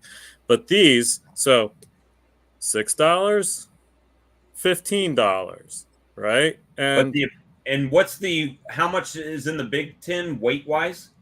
I don't know about weight, but it's a 2-inch round tin, so it's got way more than this, even though it's just double the diameter. I'd have to weigh them out to know, but we do 2 for $25 for these because we want to get that $25 instead of the $15, and it's worth us to give away 2 of these for that $25 back. But like you said, I wouldn't do that with honey. We never do deals on our honey. It's always the other products where we have a lesser input and a more of a profit that we get back from it for those deals. We call it our market special, but we do it at every single market, but you're not going to get that if you buy it on our website. But there's a little bit of difference, right? So honey is the crop. You only have X amount of honey that you're going to produce. That's it. Unless you go and buy honey, you're only going to have that amount of honey. Yep. With stuff like that, I can buy beeswax. Yep. I could probably buy a ton of beeswax to do stuff like that. So you can you're manufacturing that, right? So you can use outside input costs on that. But honey, you're only going to get that amount of honey for the whole year. That's right. And don't let, beeswax is the thing you're going to get the most of last. Don't use that as an excuse not to start making beeswax product. Like Bob said, you can go out and buy your own beeswax and then make products out of it. And it takes a while to dial it in. You try different recipes. Some you like better than others. Making candles. You've got to master that all, but practice with other people's beeswax while you're building up your colonies till you get to the point where you can produce your own beeswax. But it's a, like you said, as far as finding that market sweet spot, it's about not making 100% of the people happy. Yep. You want to make the vast majority of them happy, bend but don't break, right? And I know it seems like a bad concept because everybody wants to sell all of their honey, but this year is not a good honey year for me. If I would have produced a lot of honey last year, if I would have had the colonies I had this year, last year, I would have produced more honey. And had I discounted it to sell it all, then what would have happened when I had a bad year? Well, now I'm looking to have to supplement my honey, where if I wouldn't have sold it all last year, I would have extra honey from last year to be able to fill the need this year and have a product consistency, I guess, would be the goal there. And there's James. Hey, James. So it's definitely something that it takes a little bit of practice. You have to know the value of your product. And when I say that, not from the monetary aspect, but the quality, what you've done to it, and the product that you're given is the best product you could put out. And that's what you've got to let your customers know that. You have to build the value in your product. If you don't build the value in the product, then they're going to constantly want you to give them the best price. And I'm not saying you can't give a discount. I don't do it. But, if someone buys 100 pounds of honey from you a year and you toss them an extra bottle of honey, do right. And my neighbors get free honey because they deal with my bees all the time. My relatives get free honey, just like you guys were saying too. And Bob, I liked how you said before, you can use markets to test your prices out and give it a shot and see how the market responds. I mean, that's just gathering data, and every market is different. We'll go through like a spurt where we sell like a whole bunch of one item of none of the other, and then that'll stop and it'll just switch to a different item, and we have no idea why. But you've got to give it some stamina just to see how it kind of all evens out. You have to get enough data to make good decisions. Hope you need to come by that uncapping table from me and let it drain. Well, I got to get going, guys. All right, Charlie. Take it easy, Charlie. Yeah. So I want to go back to your 50 colonies and 50 nukes too. I think that's a great thing to do in the spring. That's a great way to diversify your income. Making 50 nukes is a potential of $10,000 worth of sales. And yeah, you might have $1,000 in your, think of it. Say if you had $1,000 in your boxes, $1,000 in your frame, even $1,000 in queens, that's still $7,000 profit.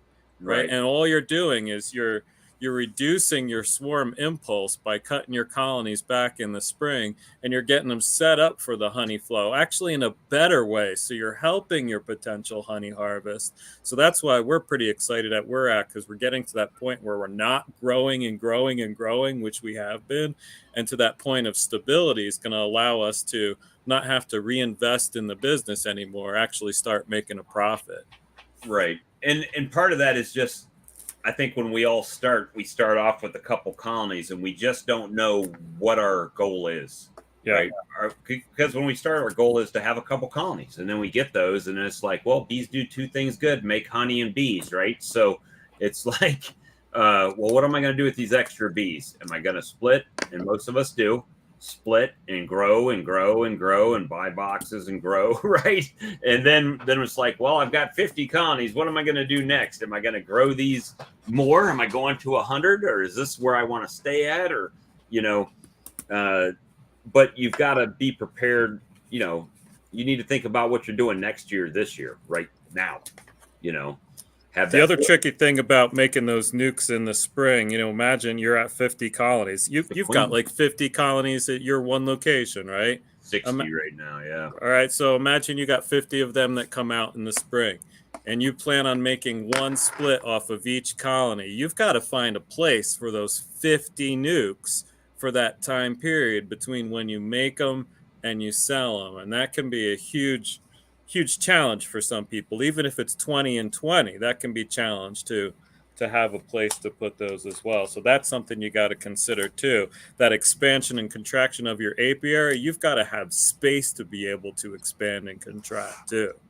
And my buddy has committed that I have room over there I can put 40 colonies. So I just have to go cut saplings down and, make the area. And that's a whole nother set of work, right? So it's time management is my biggest thing, right? Which is why I got the uncapper, why I got the stuff that I got is to manage that time restraint. Yep. But it's definitely, and hey, I'll give I'm glad to see James in here. I'll give all the props to him because he asked me at the beginning of the year, well, what's your goal? What do you want to do? And I couldn't give him a good answer. It was like, I don't know. I don't know how many colonies I want to get to. I still haven't put a number on that, Right. So my thing is this year, when I sold nukes, I didn't care if I sold the nuke because it wasn't mandatory because any nuke I didn't sell was just an expansion of my apiary. And it's going to get to the point to where I get to that. How many colonies do you have? How many do you want to have? And where do you want to stay? Like Charlie knows, I want 30 colonies. I want 800 to 1,000 pounds of honey. Mark Miller, another great example. I need 1,000 pounds of honey or however much it was. I forget what he told me exactly, but he has a number and that's where he wants to be at. So then how does he make money with that? Well, he sells queens now, right? He gets his honey where he wants it to be, and then he sells the queens to augment his stuff. So there's tons of ways to do it, and I don't think there's a right way. It's what's best for the situation that you're setting up. All I try to do is explain my situation and how I'm kind of my thoughts on what I'm trying to do. Is it right? Maybe not for you, but for me, it makes sense. You see. Speaking of Mark, I checked on all of my queens I got from him. So I got 25 queens from him. 5 I gave to a friend and 20 I put in mating nukes. I had 4 in my Morrison yard and 16 in my backyard. And I got all 4 at the Morrison yard came back mated, and 12 out of the 16 in my backyard came back mated. Did the other ones come back? Well, 2 of the 4, I know I didn't cut back all the queen cells because I saw a couple queen cells when I went in today. One of them even had a virgin queen. So 1, I'm going to give a little bit more time, and then the other 3 I've already split up amongst the ones that got mated out. So I was pretty happy with that. 16 out of 20. I'm good to go. And they look great. Spanky, how are your bees doing? They're doing okay. They're working on something. I see them flying around every day, going up there somewhere. I saw that video where you caught the swarm. Yeah. So you made mention the other night, and you and I are opposite inverses here. We're additive inverses if you want to go math, right? So you started out, you got the bottling tank with the sole, if I'm remembering this correctly, was you bought the bottling tank specifically so you could get the creamer attachment for it. That specific bottling tank, yeah. That's one of the reasons. You're looking to get another bottling tank for just runny honey. Well, I was like, I'll have this bottling tank. I can bottle honey on tap. I can make creamed honey, but then I didn't think about doing them simultaneously, right? You can't do them simultaneously. So here I am wanting to have honey on tap. Here I am wanting to make creamed honey, and then realizing, well, having another piece of equipment might not be a bad idea. Now, I could certainly pace that out this year and make it work for me and, bottle liquid honey from a bucket like I've always been doing while I've got a batch of creamed honey going. But again, just looking down the road, I have fewer and fewer toys that I want to get. Every time I watch one of these videos, though, I keep getting more toys I want to get. You guys were talking about that everything BVAC one night, and I was like, I found myself shopping for one of those that night. I'm like, God damn it, they did it to me again. Did you? So like the I think the other license tank like I have would probably do you well. It's sub $1,000. Yeah, just for the liquid part. Yeah, just for the liquid part. Yeah, and I'm doing just the opposite. I let a guy here, like I said, creamed honey's not a big thing here. It could be if I market it right. It could be right. So, so the I'm looking at a creamer, maybe not a big cream, I don't know, maybe not an 18-gallon creamer or something, right, you know, but a smaller one. And I know they sell the attachment that'll go on a bucket too, but I don't know if I want to do that, because then if it does take off, then I'll have to buy the bigger one anyway. Yeah, so, if you're gonna do a bucket, you might as well just do like the mortar drill and then just one of those licensed screws. It'd be a whole lot cheaper, and then you could graduate up from there. I had a lady at the market on Sunday ask me for our cinnamon creamed honey. We saw you at the other market last year. Do you have cinnamon creamed honey? And really got me motivated to get the creamed honey batch going.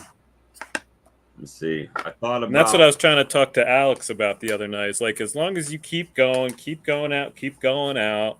I've just experienced that. I get people who I don't even remember be like, well, we saw you at this market. Do you have this? And I'm like, no, I don't know. Who are you? Right. Just the more you interact with people, the more opportunities you get. And I've heard you talk, Bob, about sometimes trying to save like the 50 cents or whatever on the sticker by selling to people without a label on your jar. I have a different opinion about that too. I think branding is really important. I think the more you get your name out there, but I've got a formal business too. You know, I've got a logo I want plastered everywhere, and I want people to see it. I want people to remember it. So if I had my honey in someone's kitchen, I want to make sure anyone visiting that house, eating that honey, is going to see where they got that honey from. Right. And that means my label is going to be on that jar. It's just one more opportunity for one more potential customer. Here's the problem that I'm having. Now, this jar is not so bad, but you notice I do put it on my 1-pounder. Yeah. And typically I will have a label that I put on the top. I haven't done this yet, but most of these jars you buy, Golden Harvest is okay with it, but it's smooth on one side, but the other side has the raised glass stuff on it. The texture, yeah. And I really try to buy the all smooth ones if I can. Yep. And that way I can slap a label on it. And I'm probably going to end up finding an Avery label that is appropriate size. Maybe these are 2x4. That would probably, those would probably work pretty well on a jar like that. Something like that, you know? Yep. Would probably work. So I'm probably going to end up doing that. Again, it's baby steps and getting the market. But then again, everybody they got to come to my house to get it, right? So other than the people in the house, they, like you said, that would eat the honey, that would know where to get it from. Right. If they're coming to buy it from me, they already know they have to come to my house to get it, right? So it's like, yeah, you're lucky. I'm in a horrible place to try to sell straight from the home. I'm on a dead end on a road. All the only people that go up are the people that live here. I would, they always put, I don't know how it would work in your area, but here, there's people that always put like yard sale signs out and political signs. That wouldn't do nothing. If you put it on the corner of your street with an arrow that local honey that way, and then in your front of your yard put one that says local honey sold here, you don't think that would be? But it's kind of like being on a back road of a back road of a back road. To get to the actual main action, you got to go so far out. Right. So a market or something might work for you better. Where I'm at currently, it's not a. Oh, the market's discouraged honey. They don't want honey. Really? Because of the honey police. Oh, you got honey police up there. I gotcha. Apparently, yeah. Because we called and one was like, "Well, does it have the proper labels? I don't know if I want you to come." It's like, yeah, we've got it properly labeled. So they must have had a run in with those fabled honey police. Yeah, Three Boys B said consider losing that customer base if you moved. Yep, that would be another issue. So, I am moving colonies. I'm not moving all of my colonies, but I will be moving some colonies down the road. And he's got a trailer, so he said I can come get his trailer, load him up on the trailer, bring him down there, and I can have. So what does this land look like? It's wooded, and it's got wooded. It's got water, like a stream, and it's also got farmer fields within a quarter of a mile from the place. So that's another. You're telling me you have nice fields within a quarter to dump all your buckwheat into? Yeah, go out there. Dump it out there. So we're gonna. And speaking of which, my buckwheat seeds are showing they're in Colorado right now. So we'll see how that works out. But the how far is this place from your house? 10 minutes drive. That's not bad.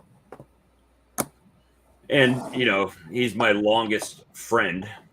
45 years or 40 years friend.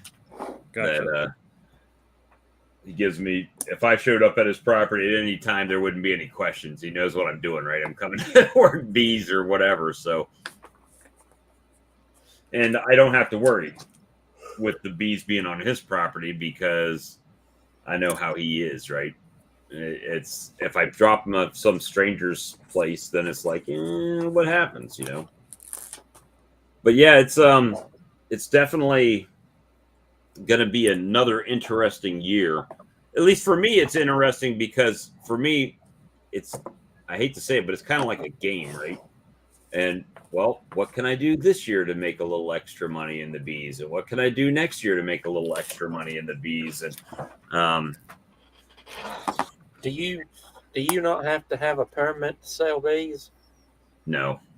We do here.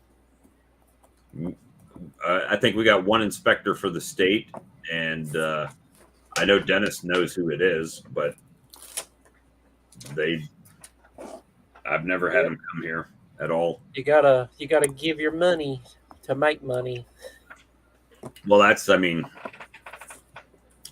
thing, right? So we're constantly trying to find ways to churn money, and there are times of the year in beekeeping when you're down to your ancillary sales of, like Brian's doing right there. He's making his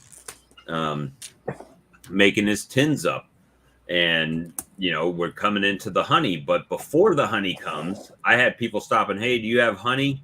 Not quite, or I've got a little bit left. This is what I got left. You can buy it. It's just that making the money stretch the whole year in bees. Honey might do it, but I don't sell tons of honey every day. It's not like it's in a grocery store, but I'll get on the weekend, people stopping and buying honey and stuff like that. And I may start keeping some bottles of honey in my work truck because it seems like I talk to a lot of people. Oh yeah, that's missed sales if you're not keeping honey in your vehicle. And they find out you're a beekeeper and like, oh, do you sell honey? Sure. I need to get some. I got some in the truck, Yep. How much do you want? What you do is you keep one of your normal ones in there, and then you keep a couple quarts in there. And so after the first person gets theirs, you go, oh yeah, I got a couple quarts. Because you may not see them people again. I got Fat Puss here with me tonight. It's not a pudding, but it looks like a pudding. Close. What are you doing? Just sticks her head in your arm and lays down. So, Bob, it sounds like you made a good choice not putting your honey in the store, talking about the amount of honey you're getting this season. You might as well get as much as you can out of that instead of reducing the work and letting someone else get a cut of it. I've got, right now, I've only got, let me see, just doing 48. I've probably got 50 something pints bottled up right now, and a quart, and about 35 more 1 pound bottles bottled. But I still have some draining out in out of. I'll tell you what, if you don't have an uncapping tank, there's something to consider, because that uncapping tank, every day I go out there, and now today's Wednesday, and I did it on Saturday, so it's been 4 days. Every day I go out there and open that honey gate up and let it go through the strainer, and it produces another bottle. A bottle of honey seems to go through the strainer there into the bucket. I got an extractor and a 5-gallon bucket. This cat. And then Bob, at what size do you think it's helpful to have an uncapping tank? Because I think Spanky's right. At some point, it doesn't make sense, but I think you're right too. At some point, it does make sense. Well, you got to have space for it. Yeah, space is an issue, right? I get that. For me, and I like the ability to spread those cappings out and let them drain. And I'll do that in the bucket. Well, how do you do it in the bucket? One of them honey, one of those what is it, honey? The 400 micron mesh. Right, the paint strainer. Yeah. Do you have multiples of those in multiple buckets that you can do at one time? No, I just got the one. So how do you collect your cappings while you're waiting to free up a bucket to drain them? Well, I mean, you could just have a honey gate on it if you were worried about that. Well, I'm just thinking from my perspective, like I've got to constantly have a way to be able to uncap and spin honey and do that. And if my one bucket that's plugged up with cappings and it's got too many, then you have to have a place to put those. Like I did the same thing. I strained out the cappings, right? That came out of the extractor, and then I squeezed down as much as I could out of the cappings that came out of the extractor. And then, I don't get much cappings out of the extractor. We use the honey knife more than the roller. Well, I mean, you saw what I used, and I still get wax in my extractor. even with that, you're going to get little burr pieces that fly off and stuff like that. So yes, my strainer part that I'm using in my bucket for my uncapper, it's got some cappings caught in it, but I'm able to pull the 5-gallon bucket of honey with any cappings that come out that I've strained off into that paint strainer. I set that whole thing after I drained it out. I set that whole thing. I twist it a couple times and set it on the mesh, and it just drips down until there's no more in there. And I'll leave mine till it's done. Yeah, mine's still in there right now. So the thing is that you got to pull it out and fluff it up. You got to pull it out of the bucket and fluff it up. But the thing is that a lot of people don't have that, and that's fine. You know, it's not like you have to have, but it is a good thing, because the amount of honey that you get out of those cappings, like I see people saying, well, they squish them and crush them. That's what you do, right? You squish your cappings down.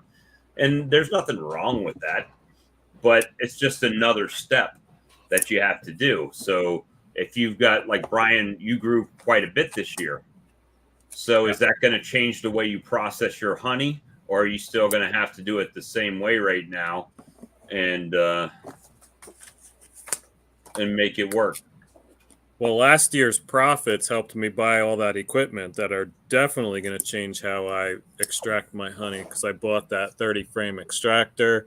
I bought the metal uncapping tank. That was all profits from last year that are meant to make this year easier before I even get there. But for sure, I have that cider press for pressing out the uncappings. The hive lifter did me great for like 30 colonies, but once I grew from there, I knew it was going to get tricky from there.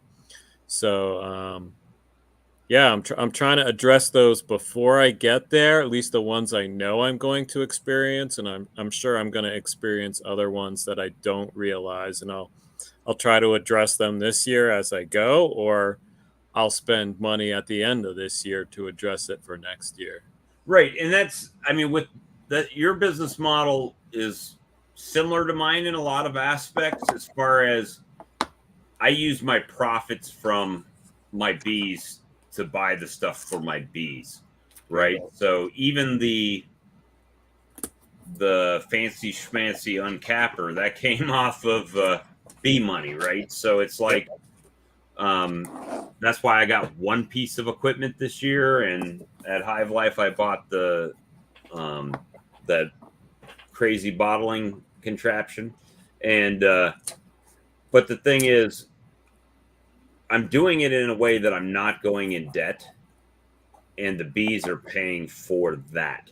So, a lot of people are like, well, how much honey do you have to sell to pay for that uncapper? Well, it's not how much do I have to sell, it's how much did I sell already to pay for it, right? It's paid for now.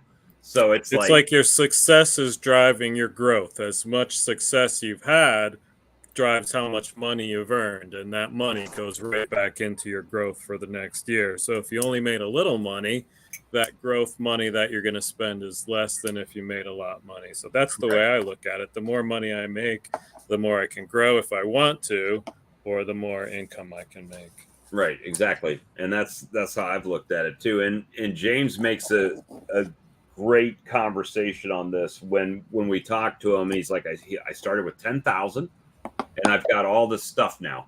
So if you look at the amount of bees that you have, right? Imagine if you had to replace all the bees that you have and all of the equipment you have. The thing is that that's now infrastructure, right? So I would say that if I started with 5 nukes, let's say $1,000, and the equipment and everything, that now having 60 colonies, well, how much bee boxes and frames and bees to replace? Well, if I had to buy 60 nukes to replace all my colonies at $200 a piece, that's $12,000 right there. You know what I mean? Just for the bees to replace, just to replace the bees. So it's like, it's growing, the infrastructure and the actual, I guess, net value. I don't know, net worth of the company is going up, even if it's not cash influx. So, let me see. You done good buying good equipment, but woodenware don't matter. Bees don't care, even with pallet nukes. I would say how you assemble equipment and set it up for its long-term life does matter. So, if you get boxes that, you've experienced this, Bob, right? You buy assembled boxes that aren't glued together and they start bowing out. You're going to have to replace that in a couple of years if you don't address it. Whereas if you buy equipment that's either put together right or you put it together right, meant to last 3 times that length, it does matter in that sense. So yeah, but I get what he's coming from, but you can make wood last a long time or not last a long time too. And then, some people like to build their boxes. I don't have the time. Right. And I hate to say that because James made the time, but he didn't build his boxes. He bought his boxes and assembled them. So he wasn't cutting wood and going to Lowe's and buying the wood and then having to bring it back and glue and nail and cut and everything. So he was too busy doing them pallets. Yep. And he builds his pallets, right? So, and his lids, you know, he does that stuff too. So, there's a million ways to do it. Some people prefer to make their boxes. There's nothing wrong with that. If you've got the time and you got the equipment and you can get the wood at a reasonable price, or you make it out of pallet wood, or however you make it, that's great. But I'm not the guy that's going to run around on my 2 days off picking up pallets to come home and cut them down so I can saw that up. I don't have that luxury, because in that 2 days, I also have to work my bees and spend some time with the family and, you know, do live streams. Hell, what would I do if I didn't live stream every night? You know, it's like not be late for work and not be late for work in the morning. And, you know, so there's nothing wrong with building your equipment if that's what you want to do. That's not what I choose to do, because I value my time that I have available. I could buy 50 boxes and assemble them in a couple hours. You know, it wouldn't take that long to do. Assembled in America. Yep. Assembled in America. Designed in China. You know, Philip makes a good point too. It's about what you enjoy too, or your skill set. You know, if you don't like doing it and you like doing other stuff and you're better at that, definitely put your time into that. You know, I've heard Charlie say I work with wood all day long. You think I want to come home and build boxes? No way. I want to buy it ready to go. And that totally makes sense from his perspective.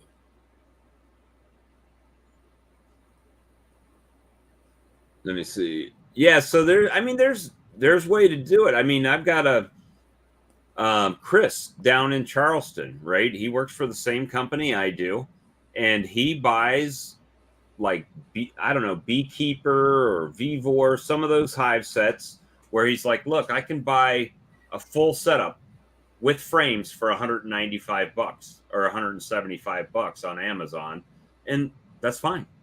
There's nothing wrong with that. But it's all scale, right? I can take a deep box if I need a deep box and I have an extra bottom board. I don't have to wait on Amazon to deliver it. I can go out there and throw down a bottom board, throw a box on it, and make a split if I need to right then. So I always try to have a little bit extra. You don't just drive to the bee store? Everybody's got a bee store right by them. Mine's 30 miles away, and that got me. So the first year, I bought extra equipment, and I thought, well, I'm going to split these and split these and split these and grow these bees. You know, Barnyard Bee says you can do it. So by God, that's what I'm going to do.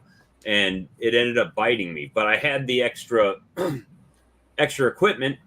And then I'm like, well, I got plenty of equipment on year 2. I don't need to buy any new equipment. I'll just fill up what I've got. Well, guess what? Halfway through the year, I'm going over to the bee store. I need 20 deeps, 20, and I'm buying a crap ton of stuff. And then I turn around and I'm like, oh, well, now they're going to make honey. So I need to buy 50 supers and frames. And so it was a whole thing. But then the problem was it wasn't buying the stuff. It was now I've got to assemble it, and now I have to paint it and all that stuff. That takes the time, right? The assembly, the painting, all that stuff. So, and I learned this year with the paint, getting you a nice primer and primering it first, it saves you on the actual paint that you're going to use as well. Because the end grains, they don't have that capillary action as much, you know, and suck it in. And then I saw somebody bought a cheap Harbor Freight air sprayer for doing their boxes. And that made it even quicker. You know, I know a lot of people say, well, you can go buy Oops paint cheap. You can, but typically it's one color, right? And if you've seen my boxes, I've got like blues and pinks and purples and yellows and whatever. because I primer it and then just spray paint it whatever color I want it, and that works for me. You know, other people are like, yeah, you can't buy Man Lake or Blythewood Bee Company that cheap. And even, I mean, I get it. You do get a discount at Blythewood for being a veteran, but it's not like crazy amount of discount. And I don't usually get a bulk discount. So like if I buy 50 boxes, they're not knocking X dollars off per box to give it to me. So yeah, the Viver one is waxed. I'm gonna see how that holds up in the heat, if it's wax dipped or if it's boiled in wax. We'll find that out pretty quick, I think, when it gets up to 114 like it did last year with the heat index. But yeah, so I mean, yeah, there's definitely, you still get free paint from the recycling center. Well, that's cool. I mean, and some people, you go to their yard and all their boxes are white, right? Or, you know what I mean? They're all one color, or they're all wood, or that's them. I try to, I like bright, colorful things, and so I just spray paint them, and that cost me extra money, so I'm not saving money doing that. What was that spray paint you used on those poly hives? Oh, I used, and I went away from that actually after the first couple. It's a paint that's supposed to be safe for poly, where it doesn't melt it. Yeah. You know? And I've got it at Walmart. I mean, it wasn't like from the paint store or something like that, but I just find that that's what I like to do. You know, it's not nothing right or wrong about it, just what I like, you know. And I used the eco wood, and I felt that it dried the wood out like too much. You know what I mean? So we'll see in the long term what it goes. Look at Brian putting in the work. I did the same thing before I went live. I bottled up a bunch of honey. Well, you heard me provide encouragement to Alex the other night, right? Like I get on, I forget where I was coming home from, and I was coming home from the market, and I look on my phone, I'm like, they're on again, and there's Alex talking about all the reasons he can't sell honey, and I'm like, well, reason number one, you're on a live stream 5 days a week. Might as well, you know, just go out and do stuff. So you notice he's not here today. Yeah, maybe he's out trying to sell honey. Well, so I like Alex, but at sometimes, and it's different in Canada. They have a lot more regulations and rules, but sometimes there's a gray area to work in, right? Yep. And that I stay kind of in the gray area where it's not written that you can't do certain things, but it doesn't say that you can't, you know, that you can't do them. So I kind of work the law as I can. So if they have a rule where I can sell 4,800 pounds of honey, well, I've got a couple questions. How do you know how much honey that I made? First off, how do you know how much I've sold? Because most people pay me cash, and you know, so it's kind of hard to disseminate how much you're actually selling unless you're selling it to a store and invoicing them and doing that type of thing. So there's definitely areas to work with, and I haven't even made enough honey to hit to that max, you know. So it's like that's kind of my goal. I want to get to the point to where I'm at that, producing that amount of honey, and then worry about it after that if I make more. What you got there? More tins? Yeah. See, we do 5 different ones, and I'm just trying to fill up the boxes because we have like 3 different boxes. And they start to get low. I tried to make a lot of them in the spring, so I have a good amount of inventory, so I don't have to bust my butt. And that was one of the huge growing pains that we felt when we first started doing the market. You know, we would make a batch of like 20 of a product, And before we started going to the market, that would last like 4 or 5 months. Then we started going to the market. I make a batch of 24, and that would last like 3 events. And I was like, I got to make another batch. I got to make another batch. So that was one of the things I realized quick is I had to scale up my production of these products a whole lot faster as I was experiencing that growth in my business. That was a big lesson that first year of the market scene for sure. It's a learning curve. We try to use the winter and the spring to do all that, try to get a head start on it because there's going to be a super busy part of the season. That was the same thing with Swarm Lure, right? So I didn't know how much I was going to sell. It's the first year. How much do I need to make? How many bottles do I need to order? It turns out 2,000 bottles was plenty to buy, right. But with that being said, I sold 3/4 of them. So 1,500 bottles at least. And I still have some that's bottled. And if that runs low, then I'll just fire up the machine and do some more. And my wife does help me with labeling on those, so that helps out. But it's just figuring it out. It's a learning curve. And once you get it, then you got it until your business takes up more. You never bring more than 40 frames at a time to extract. So 40 frames, that could be 2 hives, 2 boxes, 1 hive, 4 boxes. I'm just the opposite. I'm hoping I'll get to a point where I can pull it all at one time, do it all at one time, and be done. And that chapter of the book has been read and done for the year. That's just how I am. I don't like to.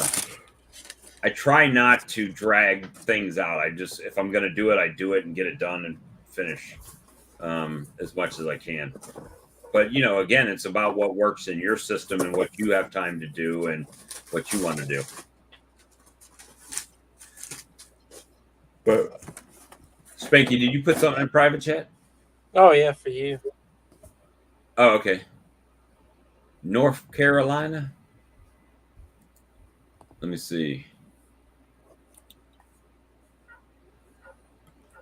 That's some trees right there.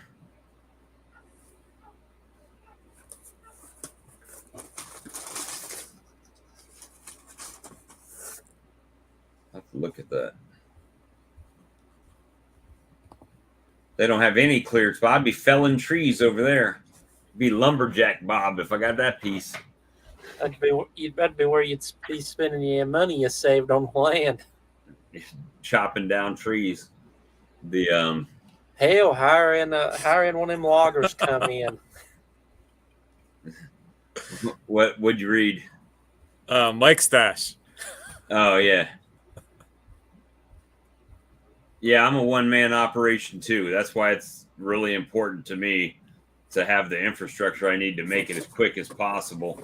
And even so, I mean, I enjoy using the extraction equipment. So I'll be honest with you, when I'm out there doing honey right now, I don't even,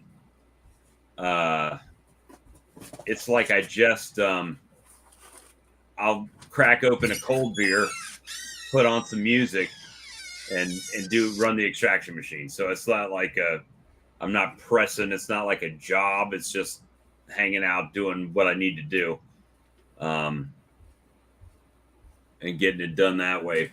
But hey, you got to do what you got to do the way you need to do it.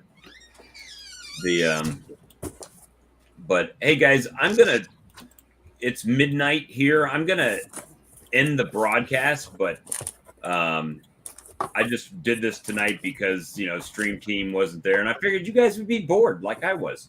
And Brian, hang out back there. Don't disconnect. And we'll see you guys on the next stream. Charlie's on Friday. I'm not even going to say I'm not going to go live tomorrow because you all know that's a day-by-day situation. And and I appreciate you guys hanging out with us and bringing good stuff in the chat. And And we'll talk to you guys next time. Good night. Night, everyone.